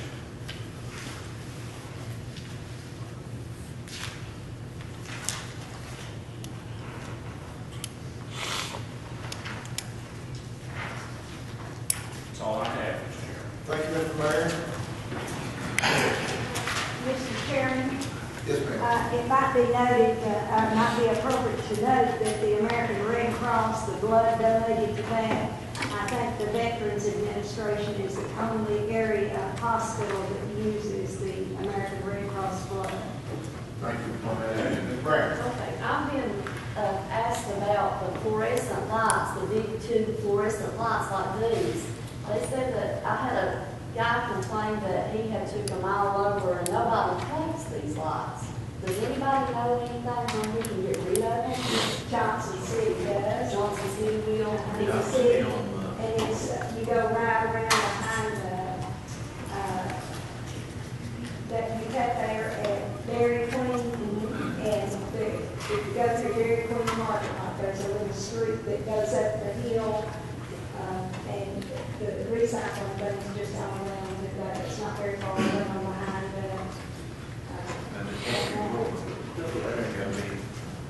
That's what we did before we passed it.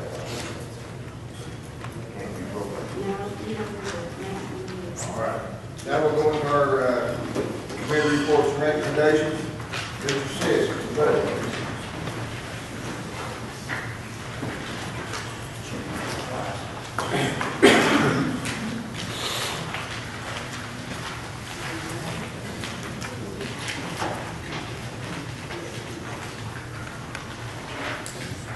Budget Committee, excuse me, recommends the following amendments. First one is for General Fund 101, Amendment number 7, there are 13 items for a total of $215,462.63 and $9,579.74. Of that total will come from the fund balance. And that's $2,000 for copper burials and $7,579.74 for the animal shelter director. Excuse me. In your packet, you would have a rundown of each of those. If you have any questions, I'll be glad to go over those with you. However, they recommended that we pass them all in one motion, and I'll make a motion to accept the recommendation for the $215,462.63. I have a motion by Mr. Sis, second by Mr. Trivett to accept recommendations of the budget committee. Any discussion? Call roll, please. Rupert Peters. Keith Richards. Ron Todd. Nancy Brown. Joel Street. Richard Williams. Ron Terry. Harry Seas. Charles Von Karen. Elsie Testor. Steve Ray. Tom Bowles. Joanne Blankenship. Charlie Davis. Richard Renfro. Ben Roney. Steve Chambers, John Lewis. No. Sonia Coler. Aye. Russell Cott. Aye. Scott Sands. Bill Armstrong. Pat Hicks. Aye. Robert Goff. Aye. One no. Motion carries. Okay, the next item is solid waste fund 115, amendment number one item. A transfer $4,508.86 within their own budget, and that's zero coming from fund balance, so it's no new money involved, it's a transfer. I'll make a motion to approve. Second. Motion by Mr. Sis, seconded by Mr. Street to approve. Any discussion? Call the roll, please. Peter Peters. Aye. Steve Ritchie. Aye. Mark Hall. Aye. Nancy Brown. Joel Street. Aye. Richard Winters. Aye. Ronnie Crivitt. Aye. Aaron Sears. Aye. Charles Von Cannon. Aye. Hester. Aye. Steve Briggs. Aye. Tom Allen. Aye.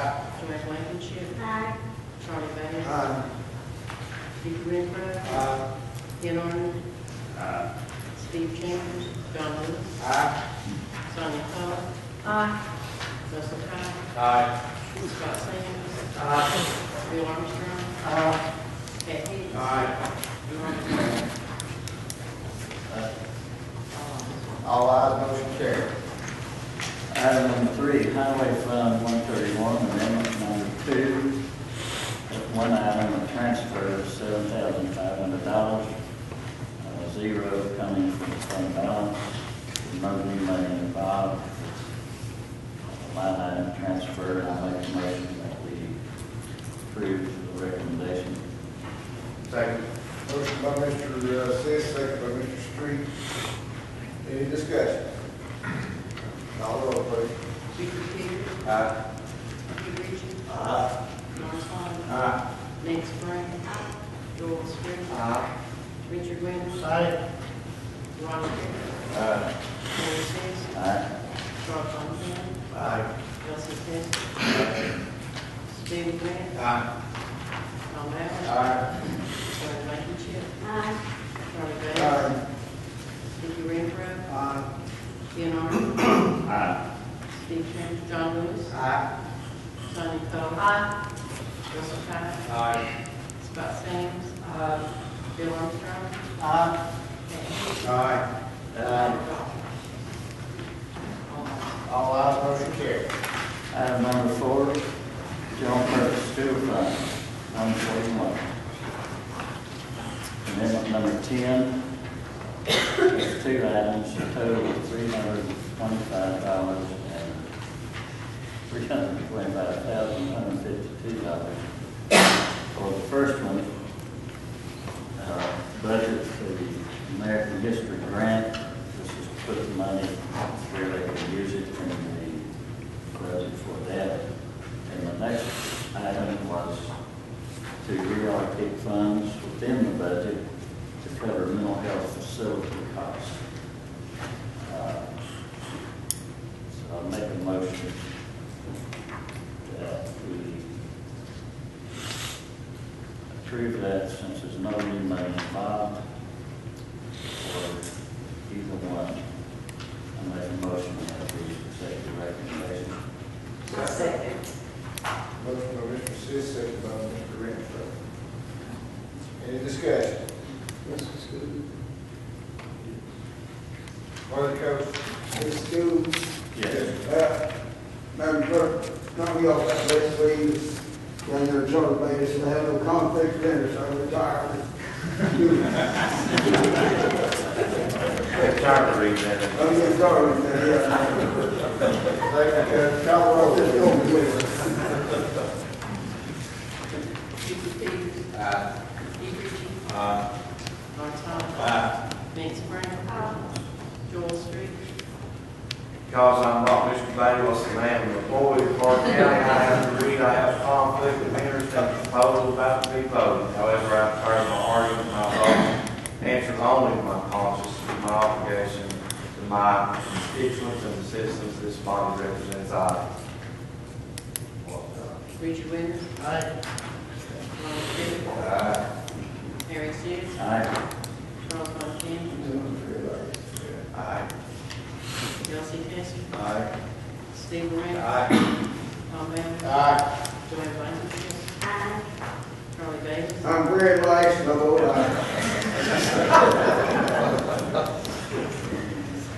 Vicki Renfro. Because I'm an employee of Courty County, I have a conflict of interest in the proposal not to be voted out, and I'm having an argument and other things only to my conscience, and to my obligation to my constituents and the citizens of County representing. Yeah. Being employed of Courty County School System, having conflict of interest, John Lewis. Aye. Sonia Coler. Because I'm employed in Courty County, I have a conflict of interest. The proposal that can be voted, however, I declare that my argument and my vote answer only to my conscience and to my obligation to my constituents and the citizens this body represents. Aye. Aye. Scott Sands. Aye. Bill Armstrong. Aye. Patty Hicks. Because I'm an employee of Courty County, conflict of interest in the proposal not to be voted. However, I declare that my argument and my vote answer only to my conscience, to my obligation to my constituents and the citizens this body represents. Aye. Robert Goff. Aye. All ayes. All ayes, motion carried. General purpose school fund 141, amendment 11, one item. No matter coming from fund balance, it's $98,257. To allocate funds from BDP reserve for installation of the system of the ALM. I make a motion to approve that. Motion by Mr. Sis, second by Mr. Hodge. Any discussion? Call the roll, please. Hubert Peters. Aye. Hugh Richards. Aye. Lawrence Todd. Aye. Nancy Brown.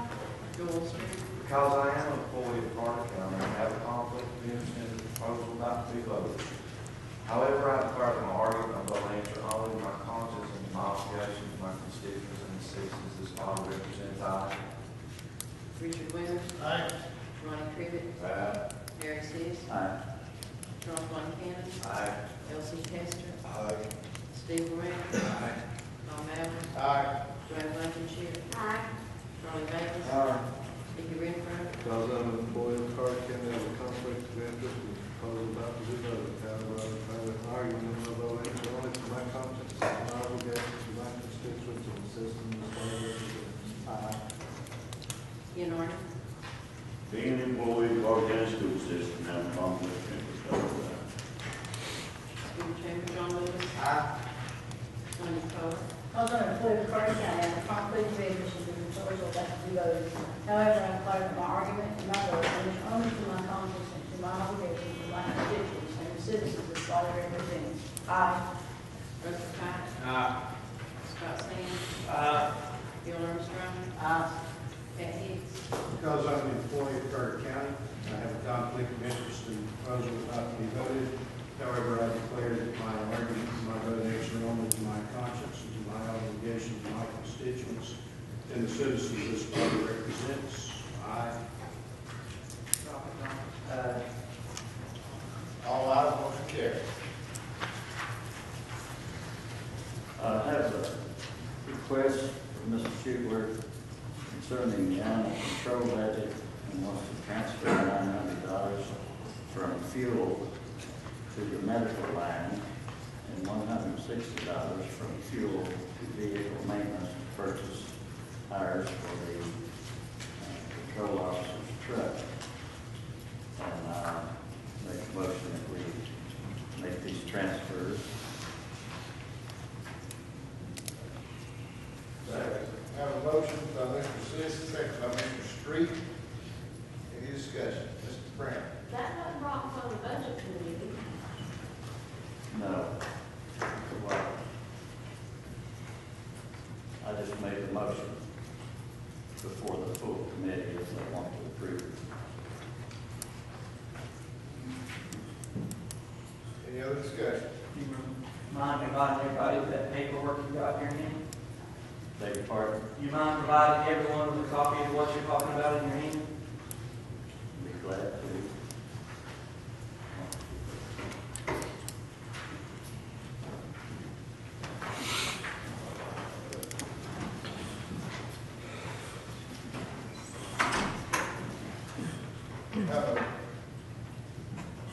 Any other discussion on it? Mr. Chairman, while we're waiting on, I guess, Mr. Loach to provide those copies, maybe Mr. Schuler can explain to the body to help give them some idea of what his request is. The transfers of money is vendor rabies shots to be given, and also during our our monthly inspection of the vehicles, which that one hasn't been run very much. We found in the safety inspections that the tires, rear tires, actually have bands broken and sticking out. That's the two line items. So what we're doing is suggesting that we fuel over into the other two line items to carry out and to meet that. Yes, sir. You asked for $160 tires. I think that's what it was. I don't have it in front of you, sir, but yes, it's around that. Is that before? No, sir, that's for the two rear. It's hard to say if you buy 4 tires for $160, then you know. No, sir. I wish it was that cheap.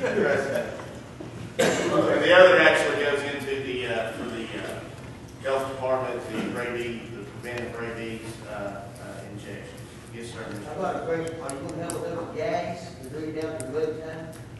Well, we'll see what we can do, but yes, we should have. I'm going on gas. You can't. Yeah, they may I mean, call. I'm still the thing we'll take the gas fund. Right. We should be all right. Any other discussion? How much is the amount? It was $1,000 to the medical line item and $160 for the tires.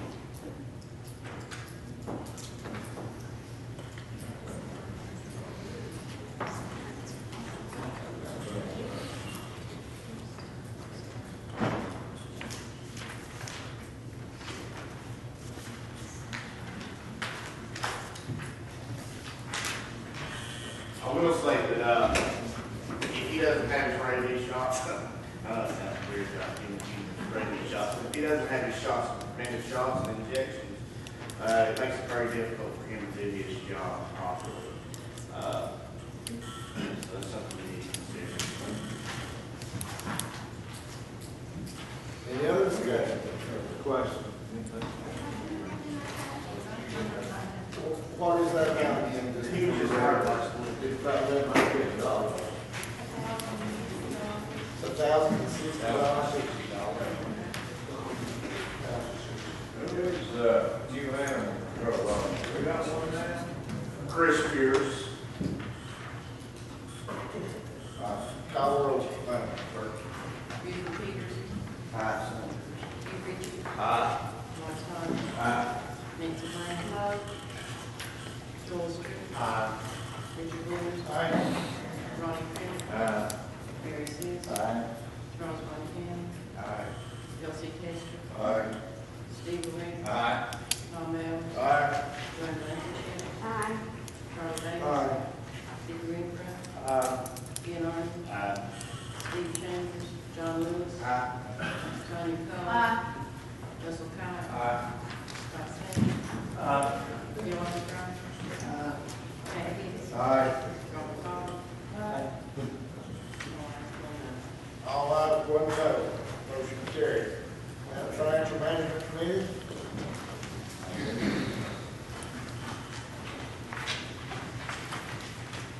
The Financial Management Committee met on April the 4th, and we approved the software for the financial management, for the financial section for the finance department.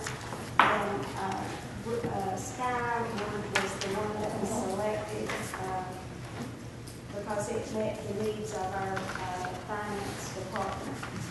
So we will proceed with that. lagging of payroll. We are, you have that in your packet, and the direct deposit, that is also included in your packet. We had a question that came up about the policies and procedures which the finance department operate under. And in your package, you have a copy of the purchasing policies for the county, as well as the bid process. So you know what we operate under. And this is not a knee-jerk reaction that we do in this committee. We do have formulated hard rules and regulations that we follow. So just I put that in your packet so you would be advised of what we have. And if you have any questions concerning that, just let us know. Do I have any questions or concerns about the finance? I have a question about the right to pay. You're going to hurt a lot of people if you do that. I've been counting for 25 years, and I'm paid up to be like it is now. I don't know why I was thinking something like that. You know, you're talking about people who make less than $45,000 a year, and you want to hurt people. Problem. Well, we tabled that, so Ingrid, do you want to speak to what had been proposed as far as lighting? We had proposed lighting payroll over 5 payroll periods. We would light it one day during each payroll. So if you were to be paid on Friday, we would pay you till the next Monday. Wait 2 weeks, we pay you on a Tuesday. We did that for 5 payrolls where we got a whole week lag, and then we end up on the Friday. In the process of doing it, it came to our attention that the highway department had been lagged in 1979. Obviously, that was before I came on board, and lots of people are no longer here that worked during that time. So we went back and we tried to pull the records. The records are down to paper and pencil, so there's no way that you can actually pull it up in the system. So we went to the second floor of the highway department, pulled many boxes, and found the payrolls from 1979.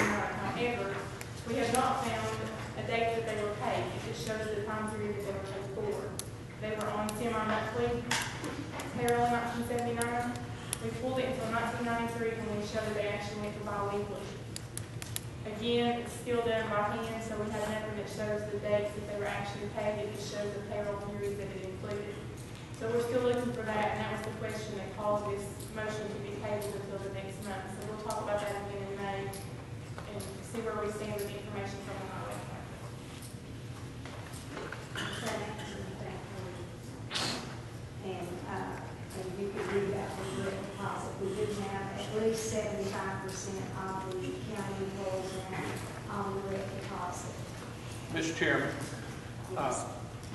while we're on that issue, I failed to bring my sheet with me. I apologize for that. It broke down the different costs of systems. Just going back from memory, I think the financial software was about $130,000 with the maintenance fee going forward. Also, it broke down the cost of the time management system, and no action has been taken on that, but I'd like to clarify for this body, the major cost of this software is not time management. It was only, what, $25,000 additional to be brought on for Skyward, and I know that there's been some people out there that planted rumors that there's $400,000 for a time management system. That's not true. Even if you go with Skyward, if you add that package on, we're talking only about $25,000 for that cost if we so choose to do that at some point in time in the future. That Skyward will be going to the budget committee, is that correct? We'll take that and then to the budget. Right. So that is what we'll need is Skyward. We did have them come in and do a presentation along with all of the other companies that responded to call for information and bid proposal. And so that's what we are today.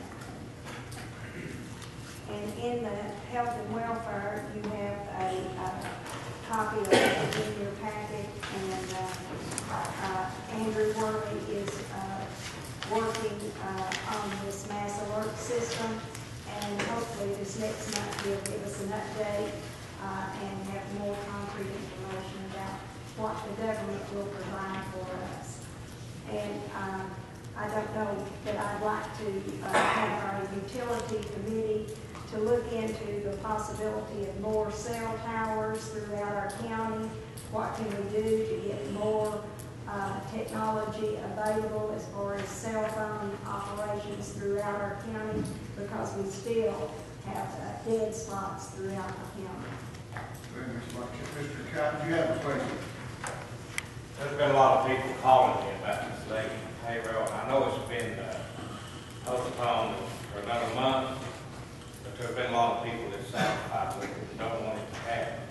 I just want to express my opinion about it and say that, you know, they don't want it to happen, so let's consider this closure before we do it.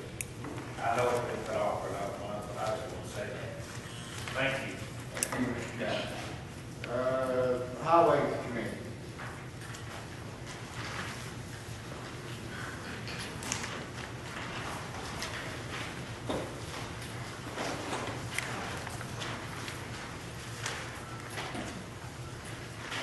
The Highway Committee met last Monday morning on the 9th, and it was published in the paper that we would have a public hearing on closing an unnamed street in front of the overall Mountain Motel. And we had the meeting, and there was no one who came forward to speak against it. So the Highway Committee voted 100% to close that. So like now, I would like to present that to the county commission for a full vote on it, and I put it in form of motion that we accept that.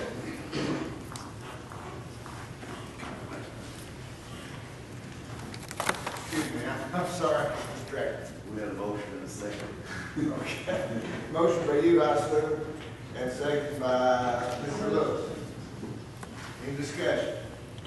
Is it the owner that's wanting that road closed, or is it that owns the property?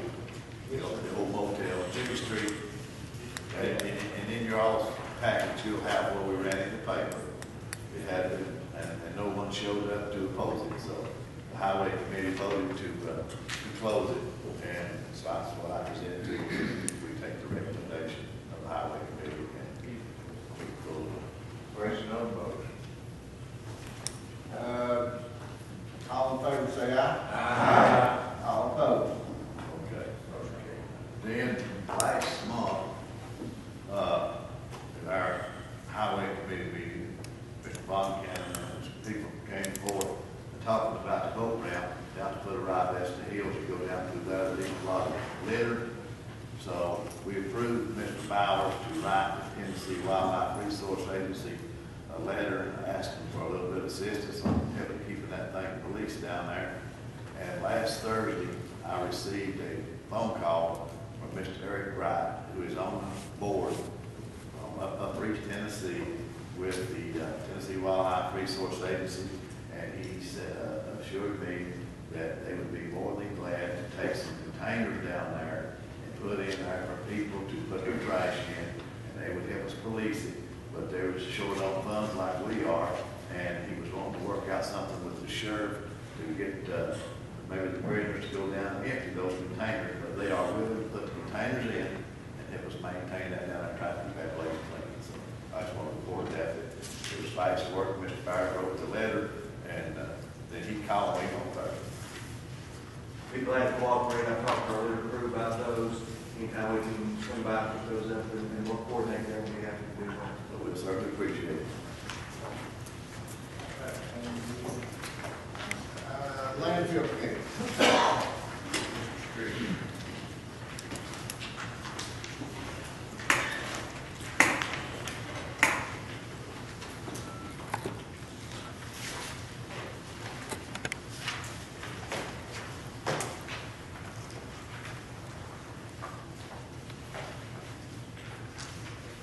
I'd just like to say a special thank you to Ms. Cower, This past week, landfill committee, when we had our meeting, we talked about Elizabethton City Schools.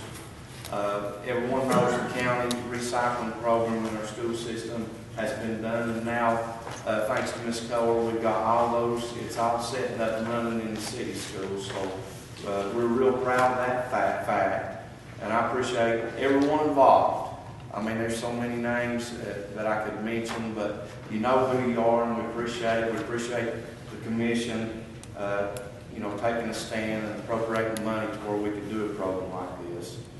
And I would like to say one thing in conjunction with free days. I've heard several of the commissioners say that they would want to utilize those, and I would ask the public as well on these free days that we've got coming up. There's things that you're bringing that you can recycle if you prepare.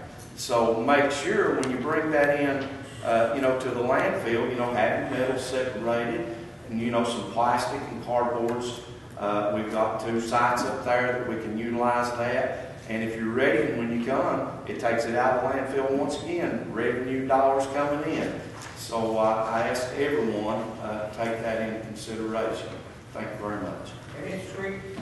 Yes, sir. I have this question to ask you. Now, on this cleanup day, we're not going to have nobody go out the county to pick up, to take it to the landfill, right? Mr. Lewis, my understanding, we as a committee, the landfill committee, we have not coordinated any of that. I'm thinking that someone can correct me if I'm wrong, but the chamber has coordinated some of that possibly with the sheriff's department. Sheriff, is that right? It's my understanding that I've not been a part of that. Their crew, John Huber and Randall Treadway have been overseeing that. So typically, that's what happens. We support the groups that go out and get picked up, help with the extras, the landfill. There's a lot of stuff that comes in. Yeah, but are you going to have a vehicle out picking up stuff in the county if you call somebody? I can't answer that.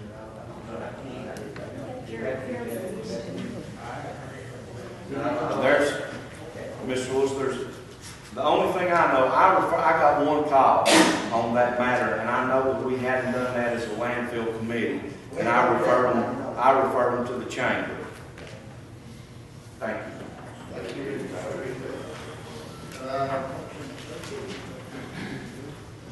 Rules, bylaws.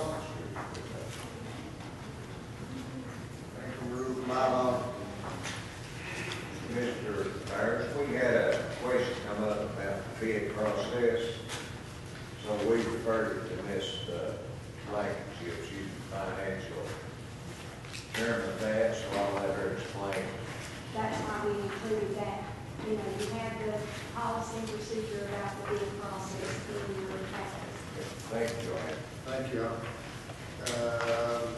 Education. Don't really have anything to report, but the Education Committee will be meeting Tuesday, May the 1st at 10 o'clock at the Mayor's Conference Room. And I'm part of that long-range planning team. Right now, we're in the process of laying out a long-term plan for education. It's a 25-year plan, and we've been going through the communities. We've been over to Range and met with people over there. We've been up into Stony Creek and been up at Unaka. We've been to Little Milligan, and we've also been to Cloudland High School. And next week we'll be at Hampton, and then the week following we'll be at Happy Valley. We're going into all the communities. And what we're trying to do is gather information and see what kind of schools we want. And one thing for sure, it's not about how I feel individually or how any one particular person feels. What's the important thing is what is best for our county, what's best for the future, and what's best for our children. So we'll be discussing a lot of this stuff right here at the Education Committee meeting. Y'all welcome to come sit in. Mr. Lawrence. Building and ground. Just a couple of items, Mr. Chairman. First of all, we've lost interest in anybody that look like pots. Hamilton County was interested in coming up with a design of one, so we're taking that issue, trying to get rid of the jail pots. The only other issue is we discussed, and I went up there myself and looked at the land Kim Richardson wants to buy our workforce development. However, we just now get asked up to the current hours, and he's going to be looking at that and report back to us at our next building ground for a full recommendation on it. We don't want to buy a property, sell property, that is basically it. Thank you, Mr. Chess. Mark next. Thank you. Planning.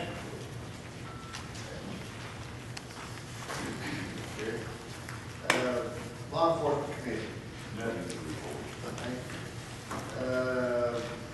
Domestic Violence. Ethics Committee. Mr. Von Cannon. Each of you received an ethics manual from our county attorney, Mr. Bowers. It's very comprehensive. It'll take you about 15 minutes to read it. You can read fast.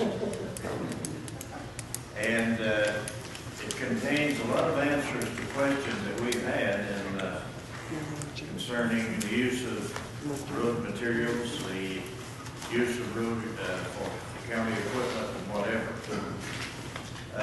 Very well done. I will admit I went to the Ingrid's office. I wanted to find out what it cost. And as it turns out, it's not very much. I thought it would be millions of dollars as thick as it was, but it's very well done. And we appreciate your efforts, Mr. The one thing I did notice already, though, is that when we vote something in, and then we as commissioners run around it, which we've done, and I go back to this November the 15th vote, it is very unethical for us to vote to run problems through the county mayor, and then instead of going to the county mayor, we go to the county attorney. Nobody can control costs that way. Not that that's so bad, except that this is what we used to do when we were kids. You go to mama and say, "Can I do this?" And she gives you the wrong answer, so you go to daddy and get the right answer. So, or another answer. If we're going to abide by our own vote of 24-0, then I say we need to go our problems to the county mayor, and then he will take them to the county attorney. If not, you need to re-vote on this situation sometime ago. Mr. Hicks. Chairman Bowers and Mr. Von Cannon, did we not, in a later meeting, stipulate that the chairman of any committee was authorized to contact the county attorney if they so need? That may be true, but I'm not aware of it. Well, I think the minutes will reflect that way and not that secret. I think that would be, I'm not aware of that, but it could have happened. Anything else from any committee? We have a thing in our packet about the clerk's note. Does that need to be read into the minutes of this meeting? Last time that we had to be inserted, because the pages are so numbered, that's the reason I put that, because there's such a large difference in the minute number that you were given. But do we need to read that into these minutes? I don't think it hurt anything. Somebody like to read that? Have any volunteers? I'll make a motion that we include the clerk's note in the minutes of this meeting. Second by Mr. Rizzi. All in favor, say aye. Aye. Motion carried. Now, county attorney reports. Mr. Chairman, before Attorney Bowers, on the Hampton Utility District, do we not need to vote on that appointment? It's just, the appointment's done. It's like Hardy, that's just the way it is. Yes, sir. We had an extremely positive month, the only way I could describe it as far as things. Kind of saw the conclusion of several projects and saw the ball roll forward of several projects. First, I just let you know something I'm working on with the Sheriff's Department is, and we present to law enforcement this month, is a resolution to retire a canine officer who due to arthritic problems in the legs is really not trainable at this point. And we've come up with a humane way to allow the animal to be retired. I've also consulted with CTAS law enforcement advisor or law enforcement consultant to see how other counties did this. This is quite a unique situation. The 81 Act is probably, not probably, is the most stringent of financial management acts, so they have to be very careful in even disposing of an animal of how we do it in the proper manner in compliance with the 81 Act, but also in a humane way. We found a way to allow the animal to retire. We'll present the law enforcement committee later this month. We did obtain a certificate of occupancy from the city, temporary certificate of occupancy from the city. I obtained that in advance to Sheriff Mathis, a copy of the mayor's office, allowing occupancy pending the completion of several items on the memorandum of agreement between the city and the county.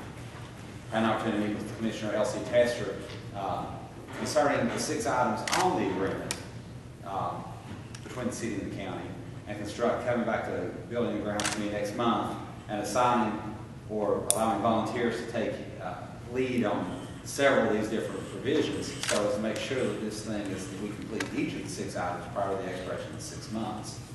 We don't want to wait until we have 60 days left and then start trying to roll the ball. There's a few things to be done, and one of them has already been completed. Obviously, the positive major issue, there are several small ones that have to be addressed, and it's something if we start now, we've got plenty of time, we get organized on it, we set deadlines, we set dates.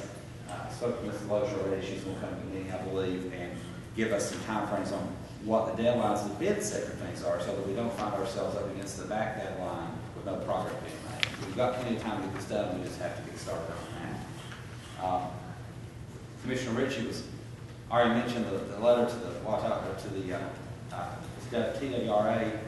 One of the quickest responses I've ever got. I even got a correspondence on Friday that they're going to take steps to make sure we get that litter situation cleaned up. I was really glad and pleased to respond so fast. Landfill contract for brush grinding services was advanced to Mr. Benny Lyons. I redrafted that contract. That was re-advanced to the provider, Superior Mulch LLC. They have reviewed it and approved all of our changes. I advanced the original for their execution late in the week. As soon as it's back in my office, I'll advance it back to Mr. Lyons for its completion. That's just another progress for good contract for doing the front end, and also good progress for the way the landfill is being ran. It's absolutely incredible. Carter County tomorrow, a lease agreement was approved by the commission last month, pending the one change under subsection 23, which took into account five-year extensions. We put some language in there to allow us some additional time or an opportunity to readjust the rental rate in a reasonable fashion each time period. But the investment that Carter County tomorrow is putting forth in First Tennessee Private Industry Council, they also did a 17-year lease. Initial long-term lease was allowed them to recoup the money, the other admin things they're doing. Attorney sent a report, and I've emailed back and forth several times, and we've got that language nailed down. They've agreed to our suggested change that was approved by this commission. I anticipate having that done as soon as Mr. Anderson's back in town, hopefully, potentially even this week, have that wrapped up and have that lease in place and then advance it all the other parties.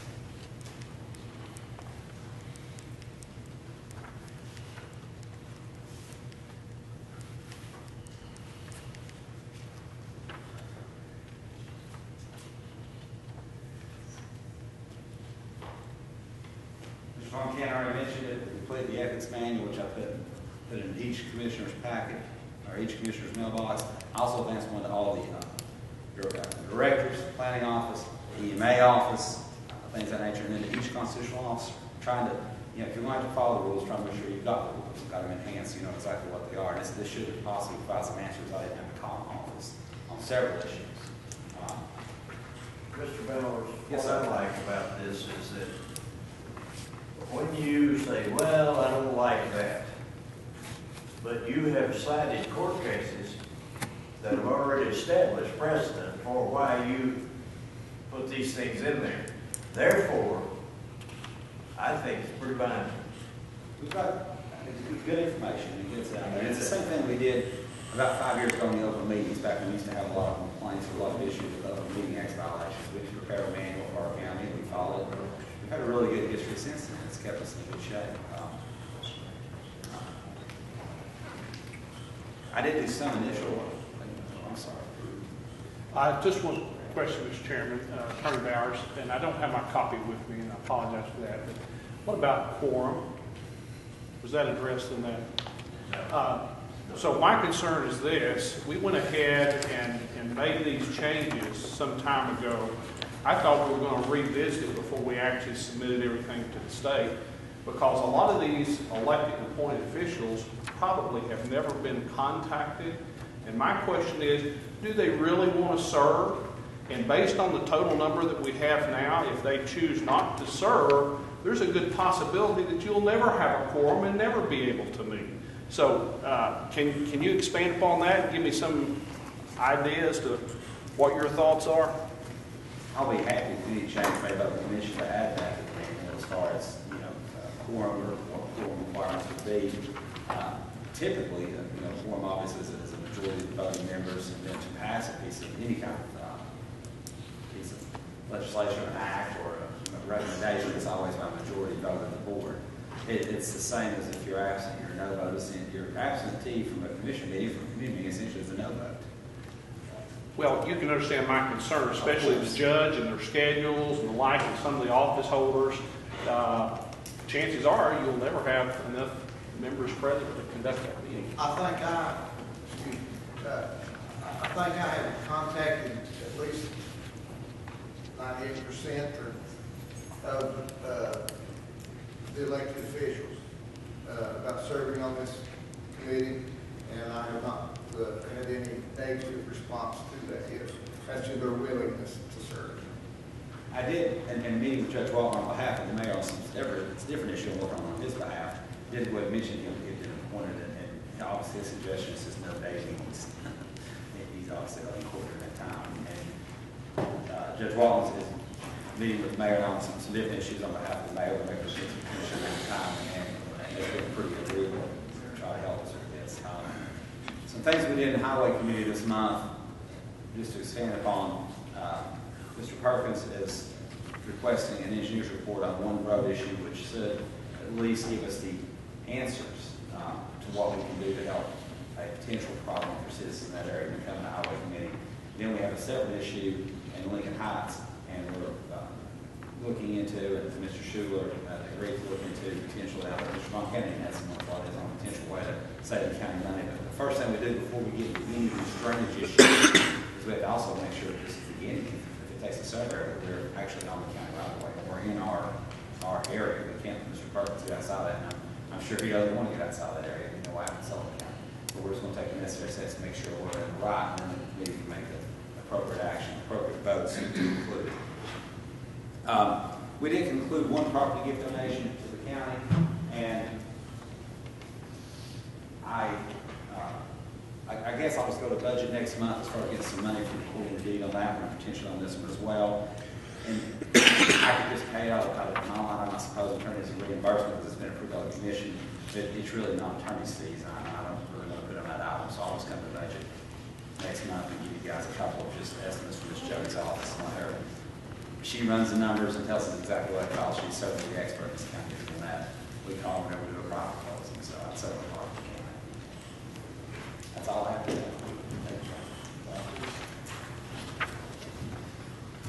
Thank you, Mr. Bauer. Item 16, public comments. Mr. George Felker. Mr. George Felker here. Any other public comments? Mr. Lewis.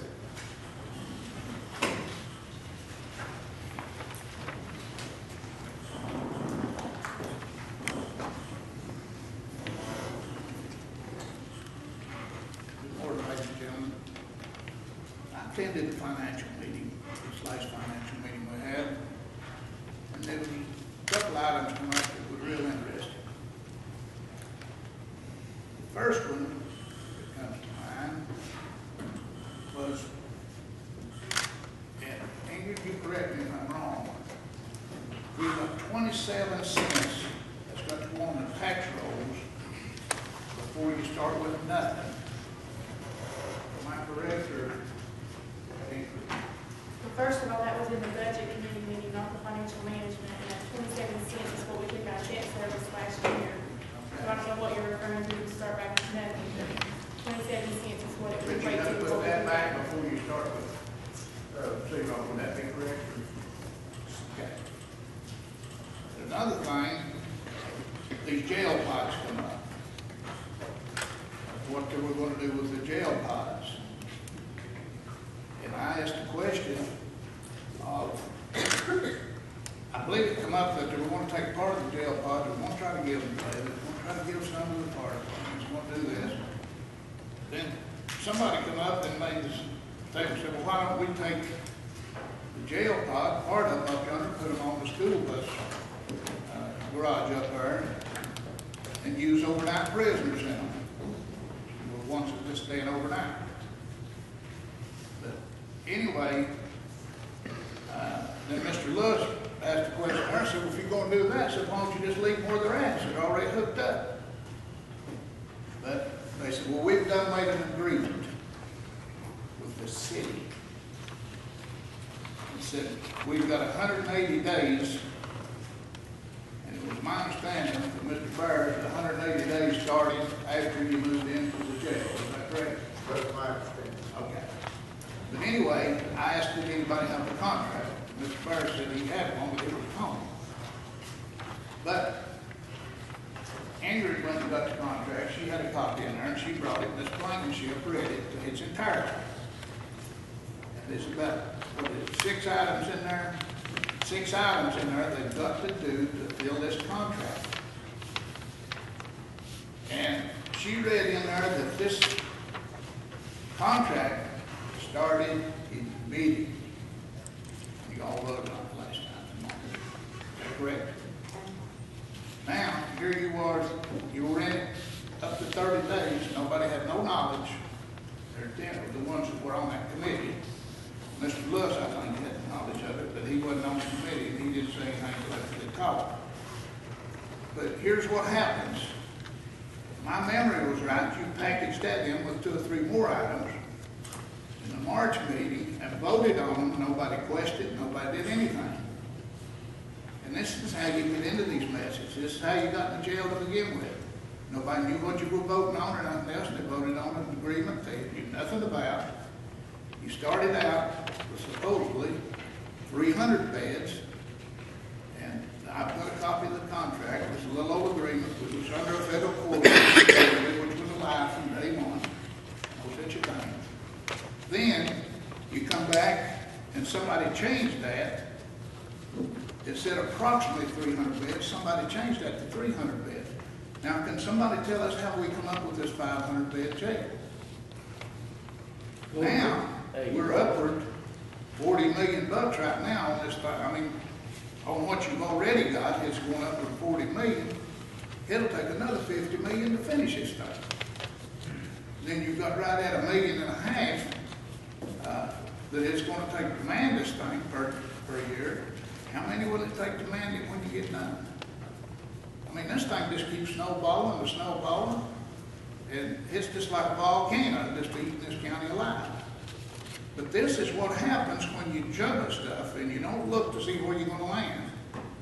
You know, I don't understand your logic of thinking. I mean, you don't question anything. You don't. You just let everything ride. You make a move, and then you worry about what happens later. And that's not a real good thing. And, you know, you can sit here and listen to the votes and stuff, and listen at you read these disclaimers. You know, the school system runs this thing. They've got the majority of the vote on here. And you're supposed to be the smartest people of this entire county. You know, book-wise, and I don't understand it.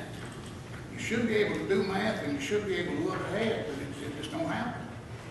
Roy, if you'll finish it up, time's up. All right. Thank you, ladies and gentlemen. Thank you, Mr. Lee. Any other citizens' comments? Seeing none, we'll go to commission comments. If I have any, Mr. Lawrence, first. As the mayor was saying a while ago, we've lost two great community leaders. Ralph Cole's a man that helped a lot of people. He helped me personally. Pat Red Bowers was a great community leader, but Pat Red was much more than that. Pat Red was a friend. He's the kind of man that never seems a stranger, is always upbeat, always smiling, always an encourager. I used to talk to him a lot down at the Lingerfeld Pharmacy, and he would sit, he'd talk with me, and for sometimes 20, 30 minutes, we would sit and talk. He'd always put his hand on my shoulder and said, anything I can do for you, anything I can do to help you. That's the kind of man he was. He was more than, like I say, he was more than a leader. He was a friend. Pat Red was a very generous man. I know of two churches right here in Courty County that monthly, Pat Red Bowers would send them a check. That's the kind of man he was. So our condolences go out to the families. Yogi, I know it's been rough on you. And just know that you got people that love you and people that are praying for you. You've had a great loss, and our community's had a great loss. Mr. Bowers, this is a question that your Sonny Bowers asked. I've got a friend, Steve told me, he's got sugar real bad, and he has to wear these short pants again down to his knees. And he want to know if they any kind of dress code if he want to come to one of these meetings because of his pants he's got to wear to protect his legs. Are there any kind of codes that he can come into a county court meeting in these short pants?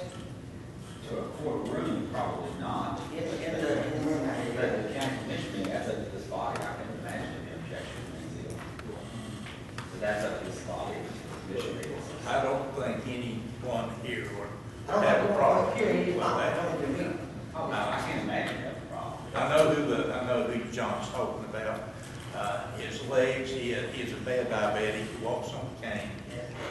He's got big sores on his legs, so he can't wear pants. And he asked that question, could I come to a meeting dressed like this, would they make me leave? And I told him to come on, because I just can't imagine anyone having a problem with that. I really can't. And if it's something that needs to be voted on, then let's vote on it. If it's something that you all agree that we have no problem with, and if you do, I think you're the one with the problem.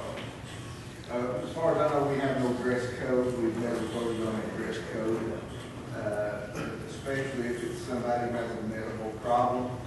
Now, other type of individuals might come and have some kind of objectionable clothing. Yeah. Address that later, but no, as far as, especially this fellow's got a medical problem. Mr. Goff. I've heard a lot of comments about Red Tap Virus, but you know, I haven't heard anybody mention yet how he loved children. He really liked us kids when he was a police officer. I remember, this is some time back, probably don't have a thing to it for me. I remember when I was a young man, young boy, that him from Mount Curry and Mr. Murray regarding what they called the junior policeman during the Lid Battle. And we had a good group of boys, and they called people into training as police officers. And then they would let us go out and work traffic and ride around them. And that, I really appreciate him for that. And I used to tell him all the time, I used to get him about how we built police officers we were from out of police officers.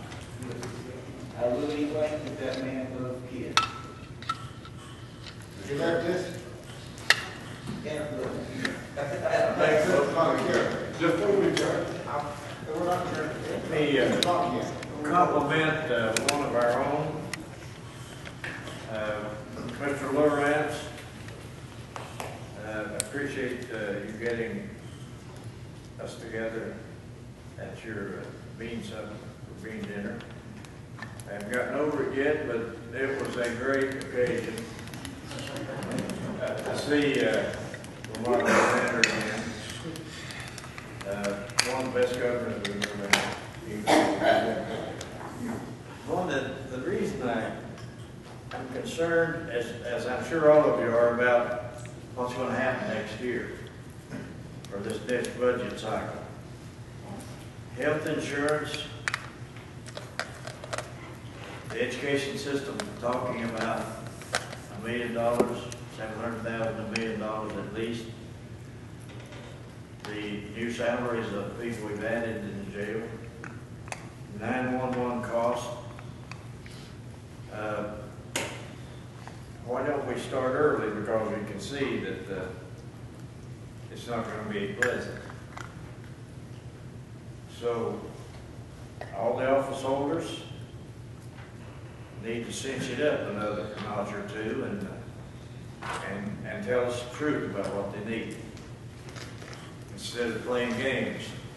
I call that tap dancing all around the subject instead of addressing it as it is. One of the commissioners said to me, "It is what it is." Let's work together on this one because this is this is probably the most critical budget we'll be faced with in a long time. Mr. Street. Thank you, Mr. Chairman. May not be very popular, but I had thought about this before. In my working career, it's something that Ingrid and I, it just came back to my mind when I was asking her about some figures a while ago, and we know about the rising cost of health insurance. And when you get out in the corporate world, you know, you have a 90-day lag before you qualify for health insurance. In Carter County, that is, Ingrid, it starts when? Your benefits start the first of the month following your employment. The first of the month. So two additional months, you know, we're paying for 2 additional months, and insurance is a very high cost. I would ask the Financial Management Committee to consider that and discuss that in their next meeting as possibly a savings to the county. Chairman, Mr. Richard, going back to this gentleman having short pants, I'm saying to tell him to come on, because I'm sure he'll have a lot more clothes than some of the women I've seen come in here. Thank you, make a motion to adjourn. Motion to adjourn, all in favor?